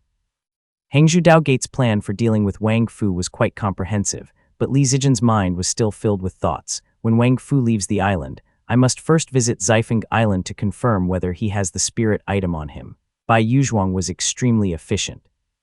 Several cultivators arrived quickly, and the group exited the island via a small alley in the marketplace. After flying over the sea for a while, they saw Bai Yuzhuang appear out of thin air, dressed in her crimson robe. She was clearly in high spirits, the bright smile at the corner of her eyes impossible to hide. It was obvious she had good news. She nodded and said, "King Hung." Bai Yuzhuang seemed to be holding a faint, mist-like veil in her hand, flickering in and out of sight. When she saw the group, she tossed the fabric into the air. One corner remained in her grasp, while the rest rapidly expanded, spreading out above everyone. A layer of white mist formed beneath Li Qingheng's feet, condensed from the Dharma artifact. She felt as if she were standing on solid ground. There were 3 others under the cover of the veil, 2 in crimson robes, and 1 dressed in pleated garments of blue with green patterns. Bai Yuzhuang introduced them. "These 2 brothers are juniors from our gate. The elder is Feng Chong, the younger Feng. They've studied spell arts since childhood and are highly skilled in spell arts. They've been training out at sea for years, so Changxiao Gate likely doesn't know of them." As she finished speaking, both brothers, handsome and well-mannered, responded respectfully. Since neither side was familiar and had no ties, there wasn't much else to say. Bai Yuzhuang then pointed to the man in blue and green and said delightedly, "This is Taoist Chen Xunyu of the Yuyang Prefecture's Chen family. His sword cultivation is extraordinary. But his family keeps a low profile and has never sent him out before. I happened to run into him. What a pleasant surprise." Chapter 916, A Joyous Occasion, II. It was Li Qingheng's first time seeing a cultivator from the Yuyang Prefecture's Chen family of Yue State. Before the Zhao family rose, the Chen family had been Yue State's only Purple Mansion Realm immortal family. They had always kept a low profile and were actually not far from her own family. The southern shore of Moongaze Lake lay at the northern base of Mount Dali. Tongmo Prefecture lay across the mountain to its southern slopes, and it was previously known as Ancient Yuyang Prefecture.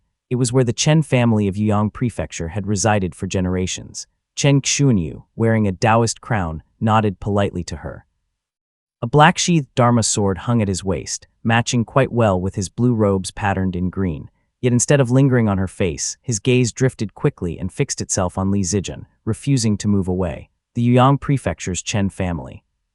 So all these families really are only cordial on the surface.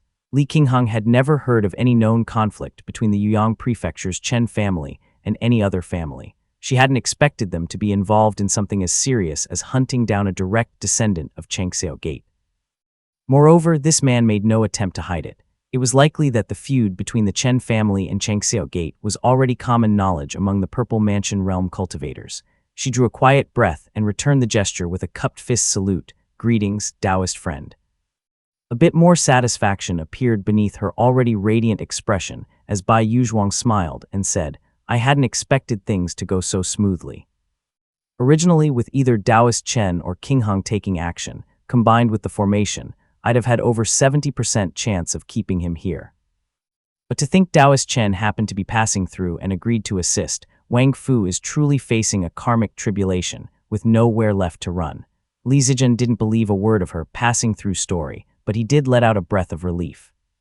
Now that a Purple Mansion realm cultivator from the Chen family was backing them, the risks of this mission had dropped significantly. Bai Yuzhuang, however, beamed at the two and said gently, everything's going so smoothly, we may not even need Ziming or Zijian anymore. Your esteemed family members could simply observe and return to oversee the family affairs. That would be just as valuable, brother.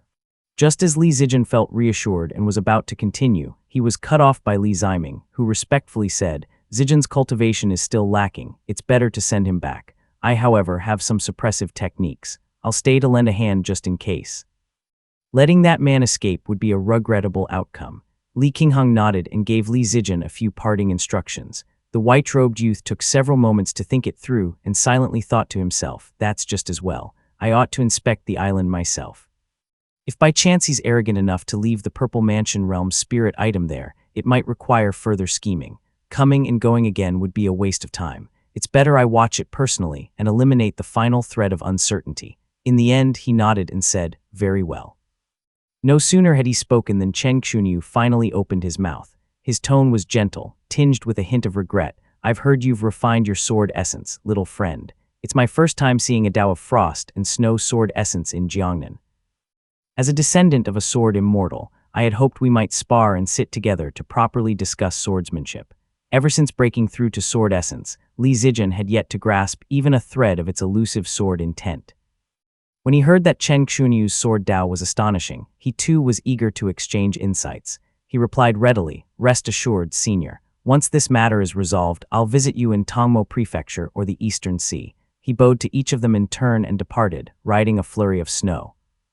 Bai Yuzhuang turned to look at Li Qingheng and praised, I see that his thoughts are meticulous, and his sword Dao remarkably gifted. He truly has the bearing of a sword immortal, how delightful and praiseworthy.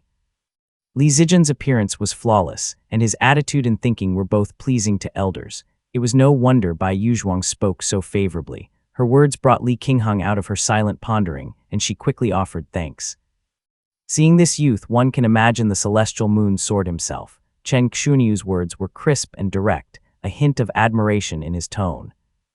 Bai Yuzhuang, standing beside Li Qingheng, leaned in and said softly, as we previously discussed, Qingheng, you may choose one item from Wang Fu's belongings first. The remaining items will be divided equally among the three parties. She sent the Feng brothers into the sea to arrange the formation. The rest of the group sat cross-legged beneath the veil of the Dharma artifact, quietly waiting. Moongaze Lake. The formation glowed snowy white on Pingya Island. Several cultivators were stationed on small islands across the lake, inspecting geomantic lines or managing demonic creatures. Occasionally, small formations flared to life, and spirit boats crisscrossed the water. Li Qingliao descended to the lakeshore on the wind, his body brimming with condensed true essence. He had retrained in the Li family's most treasured radiant essence scripture, and his radiant and dazzling essence gave him an aura of stern authority. Beside him, Li Chenghuai practiced the third-grade concealment and obfuscation sutra, steeped in the flavor of ancient methods. Unlike his elder brother, his aura was restrained, and his cultivation difficult to gauge. He had the option to study Pheasant Flame's Long March technique in his Qi cultivation realm as well. Having read both, Li Chenghuai decided against it, as many of his siblings had already chosen the fire virtue. Preferring subtle, understated methods, he had opted for the latter. Since the family's foundation establishment realm cultivators had left for several months, the two brothers had reorganized the island's affairs. They reappointed the Peak Manager, Peak Guardian, and Peak Overseer. Now the Li family operated smoothly again and even began to show traces of renewed vitality. Most of the long-standing elders, old cultivators in the embryonic breathing realm, and those stuck at the early stage of the qi cultivation realm, died up north. Since those who sat at the top are all gone, it was only natural for the younger ones to rise up. Li Qinglio had lived through it himself and understood it best.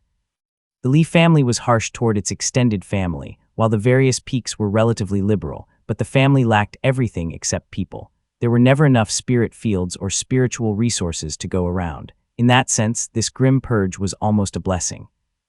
But what Li Qinglio worried about was entirely different. He asked, according to news from the sect, "Where is our granduncle now?"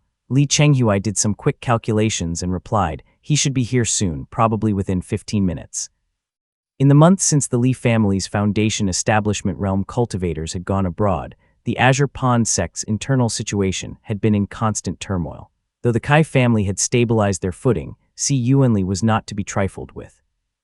First came 3 straight days of reports from the Lingu family about demonic disturbances in the southern sea. People needed to be sent there, while forces guarding the eastern sea also had to be rearranged. Yusu's former stronghold saw his trusted aides either fleeing or being recalled, leaving no one to use. Si Yuanli then sent people to stir things up further, discouraging Kai family cultivators from traveling to the eastern sea. Even those who did wouldn't dare leave the island. As a result, the waters were going unguarded for far too long. At the same time, Si Yuanli lavishly praised Li Xuanfeng and accelerated plans to have Li Zijai oversee eastern sea affairs. To make matters worse, Ning Hijing occasionally held views contrary to the Kai families, forcing Kai Fubo to compromise repeatedly, leaving him overwhelmed. After much deliberation from all sides, Li Yuanqin finally had the opportunity to return to the Li family to offer his condolences. Li Qinglio figured that the Si family wanted to sow discord between Ning Hijing and Kai Fubo, since Kai Fubo believed the Li family was still worth winning over. This was the one matter on which the two factions had miraculously agreed. Thankfully, we still have an elder here. If not for Li Xuanxuan remaining in the mountains, Li Qinglio truly didn't know how to face Li Yuanqin. He had once caught a brief glimpse of him at Tuzhen Gate. It was an impression that remained vividly in his mind, and not a good one. He waited at the edge of the island for a while. In the sky, the edge of a dawn cloudliner began to glow with heavenly glow. Li Chenghui sighed and said, "The Lord has arrived." Chapter 917. By coincidence, the lake waters rippled gently beneath the heavenly glow dawn cloudliner. Li Yuanqin stood at the prow of the vessel, hands clasped behind his back and white mist curling beneath his feet. He gazed quietly down at the cultivators moving below. His morning robes fluttered lightly in the air, yet his expression remained calm and composed. Ning Hemian stood quietly behind him, sorrow still lingering in her eyes. Her eyes swept across the faces of cultivators on either side, those of the Kai family in green and the Si family's confidants in white, all carefully observing Moongaze Lake. Ning Hijing, unsurprisingly distrustful, had sent someone to accompany her. He was a junior with lower cultivation, who now stood quietly at the back with his head lowered. Ning Hemian had always been sharp, but now she could no longer understand her elder brother. Ning Hijing was clearly aligned with the Kai family's second lineage, yet he still stubbornly and viciously defended the first lineage's last fig leaf of dignity. The more she watched, the more unbearable it felt. She thought, it's just patching a broken window, what's the point? Why risk everything for Kai Jian with our family in such a state? When she saw the growing silence among the Kai family's second lineage cultivators, she only felt he was courting disaster. But since there was little affection left between them, she simply went along with it. "My lord, we've arrived at Moongaze Lake," a cultivator behind Li Yuanqin reminded gently. Li Yuanqin acknowledged the man with a nod, and seeing the cloudship gradually come to a halt, casually said, "Wait for Li Qinglio to come aboard." His intent was clear, prompting the Kai family cultivator in green to nod. The heavenly glow dawn cloudliner came to rest over the lake, its radiance spreading across the sky and painting both lake and heavens in a wash of rainbow-colored light. Seeing that no one from the Li family had come down by wind flight, someone was soon sent to invite them. Soon, a white-robed man stood respectfully outside the ship. Li Yuanqin tilted his head, and the Kai family member beside him quietly explained, "This man is from the N family." The N family are descended from the Jiang family, and the Jiang family were outer sect disciples of the Moonlight Mansion. The N family married into the Jiang family's main branch, so their bloodline is among the purest on the lake. Li Yuanqin understood at once. The Kai family cultivator left the cloudliner and spoke kindly to Nsiwe, who then withdrew. Shortly after, Li Qinglio arrived, riding the wind. His tone was respectful and his bearing impeccable. Bowing beside the cloudship, he said, "This junior greets granduncle and all attending emissaries." Only then did Li Yuanqin give a small nod, step off the ship, and reply, "There have been countless immortal affairs tying me down, and only today have I managed to break free. Qinglio, please take me to pay my respects." Li Qinglio quickly assessed the situation. The Kai family simply wanted the attitude of a younger generation shown, while the Si family preferred the appearance of harmony. So the two sides acted cordially and disembarked together. Only then did Li Qinglio formally greet Ning Hemian, saying, "Greetings, my lady." Grief clouded Ning Hemian's expression. She had always stood as an equal beside Li Xuanfeng and was far easier to approach than the outwardly composed Li Yuanqin. Li Qinglio respectfully led the group into the central hall of the island, where white lightning had already been laid out on the ritual table. The white bow bore no dazzling golden glow, nor any radiant Dharma light. It lay there quietly, yet none present could take their eyes off it. Li Yuanqin lowered his gaze solemnly. Ning Hemian's eyes shimmered with tears, and greed filled the eyes of the others behind them. Li Yuanqin stepped forward, performing the full rites, bowing 3 times and kowtowing 9 times. As the cultivators of Azure Pond sect all turned toward him, Li Qinglio quickly picked up white lightning from the altar and respectfully said, "My elder left clear instructions. This item is to be handed over to granduncle." Li Yuanqin was visibly surprised, but maintained a mourning demeanor as he received white lightning, replying, "My father's bow is well known in Jiangnan." There were even rumors from the Golden Feather sect that it had caught the eye of a Taoist master and might one day become a Purple Mansion realm spirit artifact. "It is truly precious. How could I dare accept it?" Had he not said anything, it would have been better, but with those words, Li Qinglio felt even less qualified to hold the bow. He repeated that he dared not disobey his elder's command, and only after Li Yuanqin accepted it did he feel at ease. But before he could say more, a Kai family member nearby looked at him and asked suspiciously, "Why haven't we seen?" Li Qinglio knew exactly what he was about to ask, as none of his family's foundation establishment realm cultivators had shown themselves.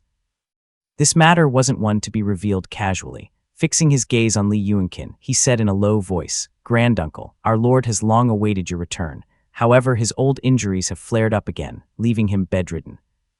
The other elders are each in secluded cultivation, and our grandaunt is away visiting friends. A meeting is unfortunately not possible at the moment." As soon as these words left his mouth, even before the others could react, Si Tongyi's eyes lit up with delight. "What does this mean?"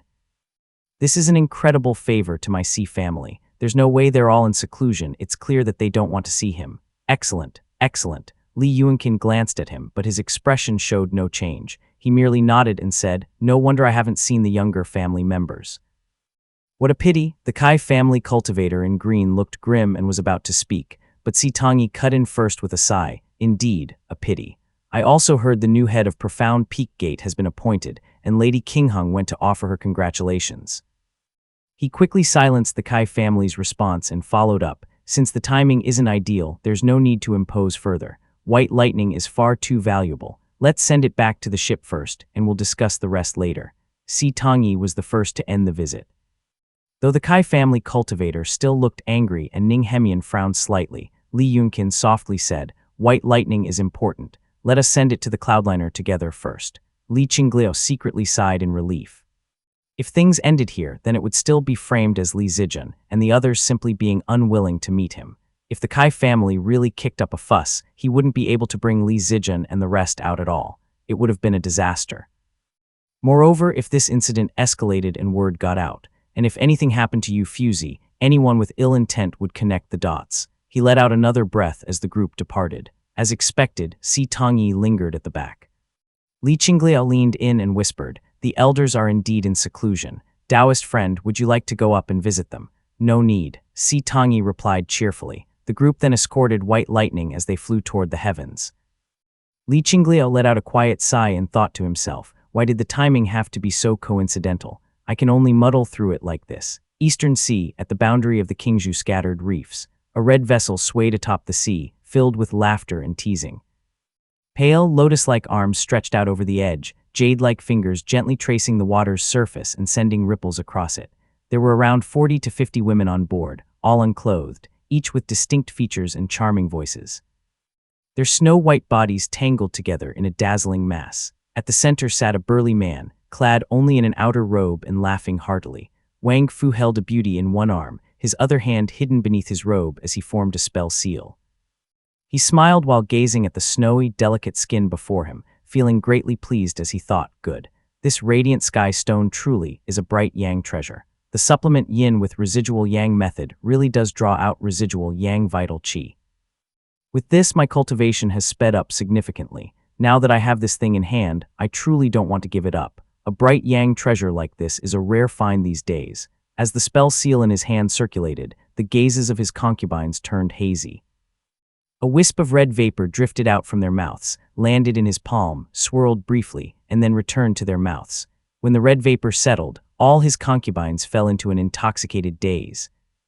Wang Fu thought to himself, that monk was right. This indeed comes from the undefeated king of brightness's Dao lineage. When it comes to carnal allure, the mingling of bright yang and veiled yin is truly unmatched. Quite fascinating. Chapter 918, By Coincidence II. Though Wang Fu's hands were busy, his gaze remained clear. The cycling red vapor not only enhanced his cultivation, but also seemed to make the bodies of his concubines even smoother and more delicate. He carefully moderated the spell to avoid harming them. Suddenly, sensing something, he looked up. A pitch-black orb materialized before him, casting a dim glow. Shifting scenes appeared across its surface. Wang Fu's brows rose as he chuckled. Yangyi evening bloom. Not bad, rare to see these days. Despite realizing that the demonic creature held a lesser yang spirit item he needed, Wang Fu made no move. He quietly observed, studying the fish demon's expression. It wasn't fearful at all, on the contrary, it looked elated. It really does have some skill, muttered Wang Fu. Wang Fu wanted to watch a while longer, but the foolish creature reverted to its original form, a dead fish face slick with slime. Its eyes were as large as windows and occupied nearly his entire view. Damn you, stupid fish. Wang Fu waved his hand and a man descended from the sky, bowing in greeting. He was a guest cultivator of Changxiao Gate. Wang Fu, still stark naked, didn't mind at all and casually said, "There's a fish demon to the north. Go retrieve the item from it." The man accepted the command and departed. Wang Fu continued to observe through the black orb. After a while, he let out an angry laugh and cursed, "Useless." That man was blindly heading north, not only failing to catch up to the fish demon, but even trailing behind the cultivator chasing it. He was floundering across the sea like a brainless hog. Unable to contain his frustration, Wang Fu scooped up a concubine, stepped onto the waves, and soared away with the wind. The other cultivators from Changxiao Gate hadn't even reacted before Wang Fu vanished. The remaining few, seeing an opportunity, hurried to the boat to gawk at the concubines, whispering to each other with clicks of admiration. North, Wang Fu's unexpected movements had caught many off guard, but in the end he had indeed pursued the bait. Li Qingheng and the others quietly let out a breath of relief. After some mental calculations, the situation seemed even better than they had initially hoped. Both the fish demon and the cultivator had been operating around the area for years. When they saw Wang Fu pursuing them, the cultivator turned and fled in panic, while the fish demon changed direction and sped north, moving much faster than before. This was beyond everyone's expectations. It was clear now that the creature had been holding back earlier and planning to harm the cultivator behind it. This only further convinced Wang Fu of its authenticity. What surprised everyone most was that Wang Fu didn't act swiftly, but instead wandered about at a leisurely pace, carefully observing the fish demon, as if suspecting it might have an unusual bloodline. The group remained quietly hidden beneath the Dharma artifact. As soon as Wang Fu stepped into the formation, the Feng brothers simultaneously formed hand seals, red light bursting from their palms as they shouted in unison, "Rise." 8 crimson beams of light instantly shot up from the sea, piercing into the sky. The group revealed their figures, each occupying a position, looking down at Wang Fu from above. The red spiritual barrier overhead quickly closed, then faded into transparency, concealing the entire area and returning the seascape to its tranquil state. Within the formation, Li Qingheng narrowed her eyes slightly. Wang Fu was now clad in a white feathered robe. He had large eyes, a broad forehead, and exuded an aura of uprightness. At this moment, he showed no signs of panic, but wore a thoughtful expression. Only the woman in his arms was unclothed and terrified. Wang Fu's gaze swept over the group. When his eyes landed on Li Qingheng and Chen Xunyu, his expression gradually darkened. His voice was firm as he said in a low tone, She's a minor cultivator in the embryonic breathing realm. She has nothing to do with this matter. I ask that you spare her life." The she he referred to was the woman in his arms. Wang Fu's first words weren't of anger or panic, but a plea for the safety of his concubine. But Bai Yuzhuang was not about to comply. A strange, petal-shaped trident halberd had already appeared in her hand like a ceremonial weapon, mana silently flowing into it as she spoke softly, deliberately stalling. "This matter is of great consequence. I dare not act carelessly." The Feng brothers had already formed seals before she finished speaking. Their spells transformed into 2 waves of golden rain that fell from the sky. Wang Fu's body lit up with white light, his feathered robe rising to shield him. But these 2 brothers' spells were unexpectedly formidable. Though the golden rain appeared ordinary, it was forged from numerous spirit items.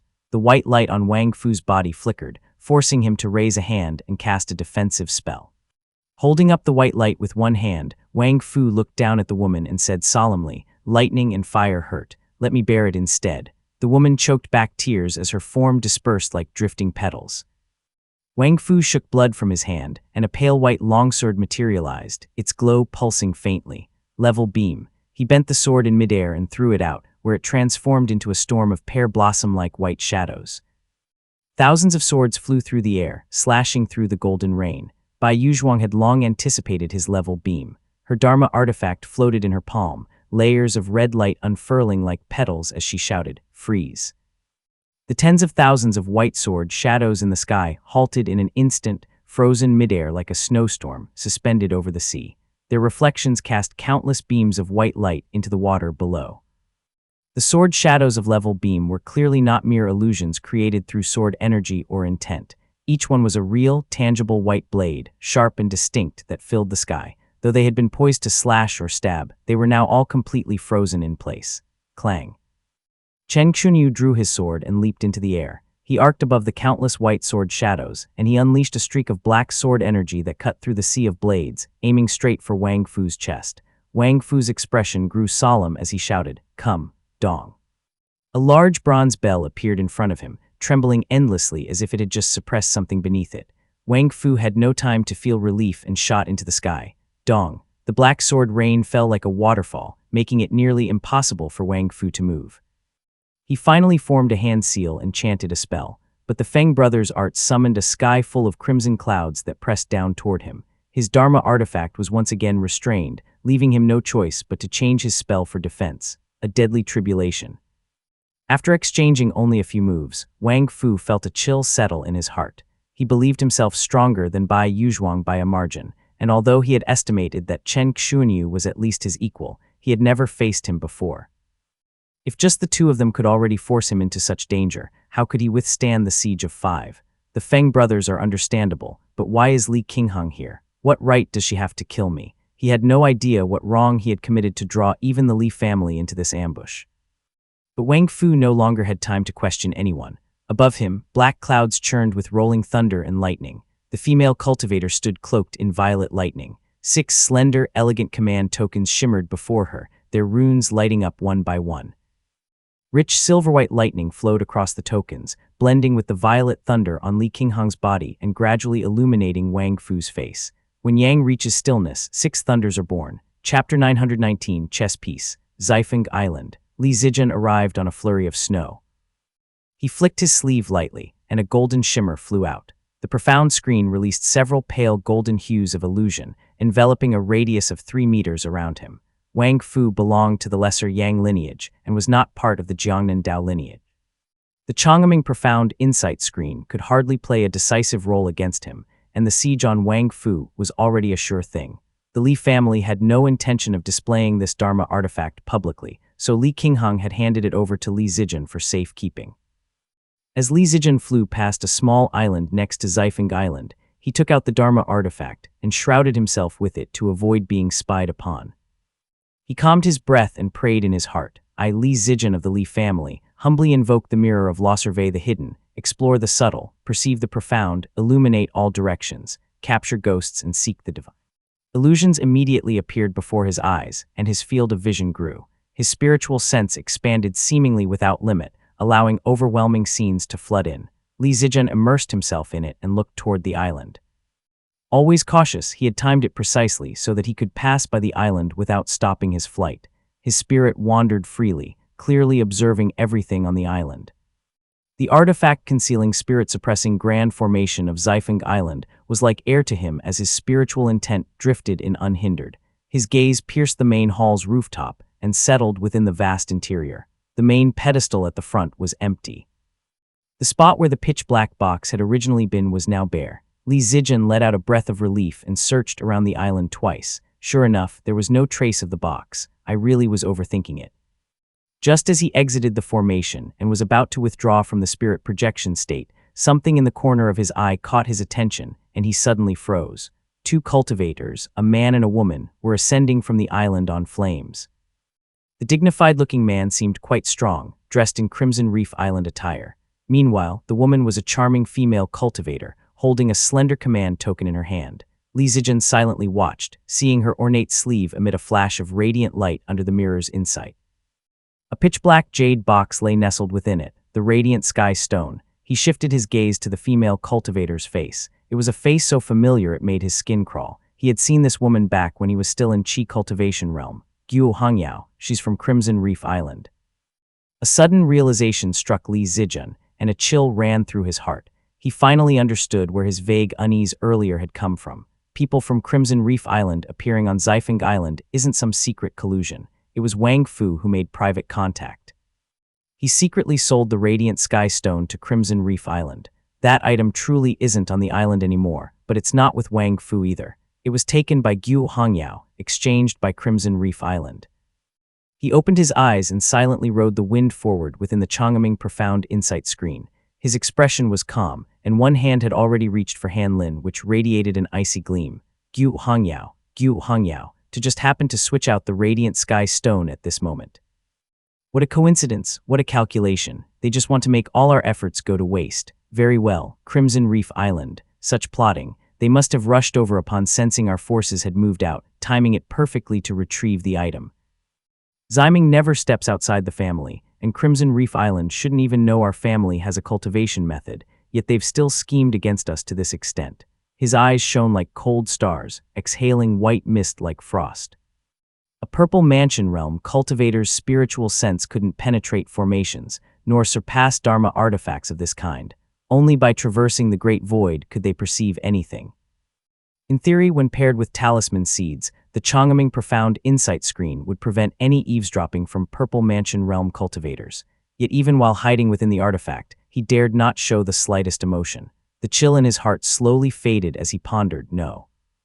It's not Ximing. No matter how scheming Crimson Reef Island may be, they wouldn't target Ximing. There's no need to go to such lengths over him.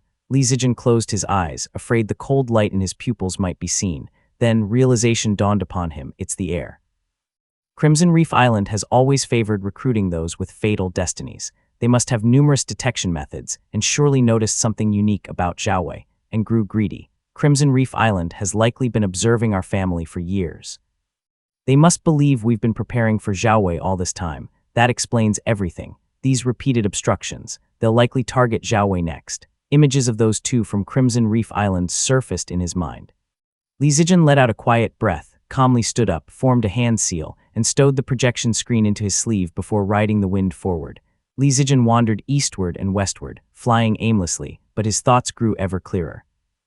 The image of Bai Yuzhuang's face appeared before him again, her cheerful voice echoing once more in his ears.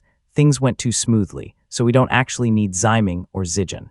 Your esteemed family member can just watch and return to oversee the family. I hadn't expected fellow Taoist Chen to be traveling here and to act so boldly. I just happened to bump into him. It was a delightful surprise. Her words now made Li Zijian all the more certain. There had definitely been Purple Mansion Realm cultivators' interference in this whole endeavor. Then why did Chen Xunyu suddenly appear? If the Yuyang Prefecture's Chen family was truly opposed to Chengxiao Gate, then Chen Xunyu and Bai Yuzhuang alone could have slain Wang Fu. Why didn't they act earlier? Why wait specifically for Li Qingheng? Wouldn't three of them be overkill?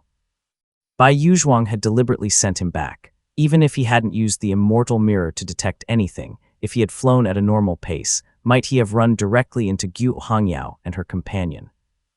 Chen Xunyu was sent later, not to ensure the killing of Wang Fu, but merely to allow Bai Yuzhuang to say that one sentence. Your esteemed family can just watch and return to oversee the family.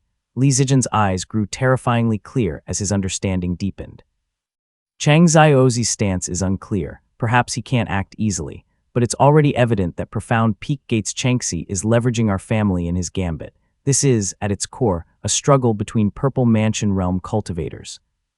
Crimson Reef Island's reaction, or their countermove, must have been sudden, prompting them to retrieve the item at this precise moment. So Chen Xunyiu's arrival is likewise the Chen family's Purple Mansion realm cultivator, or perhaps Hengxing's countermeasure. With talisman seeds protecting him, he did not fear Purple Mansion realm cultivators prying into his thoughts. He flew forward with ease, his expression composed. And I, Li Zijian, am the piece that's been swapped out. Behind me are Hengxing and the Chen family's Purple Mansion realm cultivator. Taoist Master Yushui. Guo Hongyao was once gravely injured by Tu Longjian. Who knows what her current strength is? As for the other one, I've never seen him and I don't know his strength. Maybe they can't defeat me. But Guo Hongyao hates me. It won't take much to provoke her. That fool will definitely attack when she sees me. The seawater below reflected frost and snow. In his heart he thought, whether this guess is right or not, we'll find out soon enough. Li Zijian rode the snow forward. After 15 minutes, a faint itch stirred in his chest, and without realizing it, he had changed direction. A cold burst of energy surged from his qi, jolting him to awareness. His direction remained unchanged beneath his feet, and a cold smile rose in his heart, just as expected. Chapter 920, Autumn Moon's Harmonious Echo I. Flames surged beneath his feet as Guo Hongkang skimmed across the surface of the eastern sea, evaporating mist into the air. He was clearly anxious, his gaze sweeping back and forth over the sea. The woman beside him was still frowning and complaining, but Guo Hongkang paid her no mind. He had grown familiar with her during their journey and knew it was best to simply ignore her. I've long heard of Guo Hongyao's name. She truly is someone who won't listen to anyone, thought Guo Hongkang.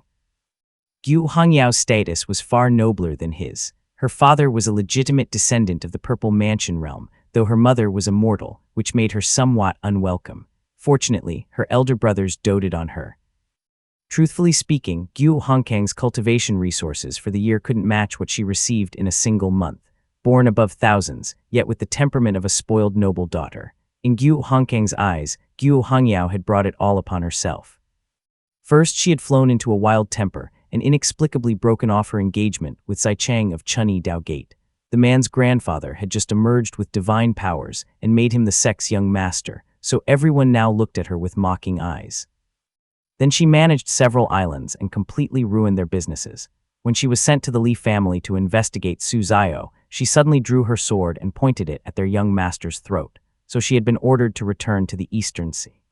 Guo Hongkang heard that Taoist Master Junjian had seized her Purple Mansion realm spirit artifact. The matter had then escalated up to Taoist Master Tianwen, who slapped her publicly and banished her from the island. A Purple Mansion realm immortal descendant, and beautiful too. If she doesn't speak, everyone thinks she's a fairy, but once she does, all pity her. A background others can only envy, yet she acts this foolishly. How can someone like this even exist? Guo Hongkang's own branch had long declined. He had dreamed many times of gaining just a little more resources, so watching her squander everything made him grit his teeth in resentment. To make matters worse, Taoist Master Junjian had now broken through to the Purple Mansion realm, and even her brothers no longer dared to protect her. Where has elder brother gone? Most of her complaints went in one ear and out the other, but this particular line struck Guo Hongkang's heart and made him frown as well. Guo Hongkang wasn't particularly strong. Escorting a Purple Mansion realm item like the Radiant Sky Stone would usually never be entrusted to just him and Guo Hongyao. The true leader of the mission was the capable Guo Hongjian. They were merely tagging along. But for some reason that morning, Guo Hongjian had left behind a talisman, exited the formation, and instructed the two of them to escort the item first. Then he simply flew off. Guo Hongkang instantly felt troubled. Worse still, he had Guo Hongyao beside him, someone who wouldn't listen to reason. A vague sense of unease crept up inside him. Better not follow this madwoman, or we might end up suffering some unforeseen disaster. Guo Hongyao, seeing that her companion was still not responding, didn't show any anger. She simply thought this man had been this dull the whole trip and was probably one of those fools who buried themselves in spell studies. Her tone softened, and she looked toward the sea. She saw frost and snow sweeping in from the east. A striking young man in white, carrying a sword, walked upon the snow. Her eyes were instantly drawn to him. Gu Hongyao couldn't help but take a second look and then suddenly froze. It's him. A sudden, inexplicable fury rose in her heart, and the slight good mood she was in had vanished instantly. Gritting her teeth, she said coldly, "So it's you. Quite fortunate of you to manage to break through even in that tiny family." Gu Hongkang was also captivated by the sword cultivator. The phrase, "what a handsome young man," had just reached his throat when he heard a metallic clang. Gu Hongyao drew her crimson command token in fury and charged forward without a word. Gu Hongkang rushed to block her and asked, "My lady, what are you? Move." Gu Hongyao sent her red skirt sweeping forward with a shout, forcing him to step back. The exchange drew the attention to the white-robed youth in the distance. His perception technique seemed remarkable. Gu Hongyao had planned to approach quietly, but Gu Hongkang's interference had alerted Li Zijian. Her fury instantly spilled over onto Gu Hongkang as she snapped, "I'll deal with you later." Gu Hongkang dared not offend her. He stepped back in fright as Gu Hongyao raised her flaming token, surging merging fire rising with fury across her delicate face. She charged straight toward the snowy figure. "Fellow Taoist, what is the meaning of this?" The white-robed youth asked in surprise, strands of cold light forming in his hand to block her. Gu Hongyao urged the merging fire forward and spat hatefully, "Li Zijian, you ruined my Crimson Reef affair that year. I spared your life for Azure Pond sect's sake, and you still dare to wander the Eastern Sea." Her words exploded in Gu Hongkang's ears like thunder. He felt the breath leave his body as he exclaimed in shock, "He's from the Moongaze Li family." The Moongaze Li family indeed lacked a purple mansion realm cultivator, but anyone who asked would know that their in-law was Taoist master Shooting, who had carved his path between the 3 sects and 7 gates. Moreover, the immortal bow of Mount Bianyan had just fallen in battle for the Azure Pond sect, and the Sea family patriarch had personally given them their rewards. Their influence was peaking, and now she wanted to kill one of their direct descendant. Gu Hongyao dared strike, but he did not and had no reason to. He simply followed behind and said with a bitter sigh, "My lady." Gu Hongyao ignored him completely. Though she was foolish, she was still a Crimson Reef direct descendant. The gray, ferocious merging fire in her hand was no ordinary spell to defend against. Li Zijian practiced the Tao of frost and snow, which was naturally incompatible with fire. His mana and techniques were inferior. His spell, Slaughter Jun Kui Light, barely reached the lower threshold of major sects. The thread-like cold light evaporated before merging fire, which forced him to retreat several steps. Trifling tricks. Gu Hongyao rejoiced when she saw that his cultivation and mana were beneath hers, and that his immortal foundation was restrained by her merging fire. Stepping forward, her worries vanished, and she surged ahead with commanding flames. Li Zijian exchanged a few spells with her and drew his sword to defend. His sword chi had some strength, but could only split the fire briefly before fading.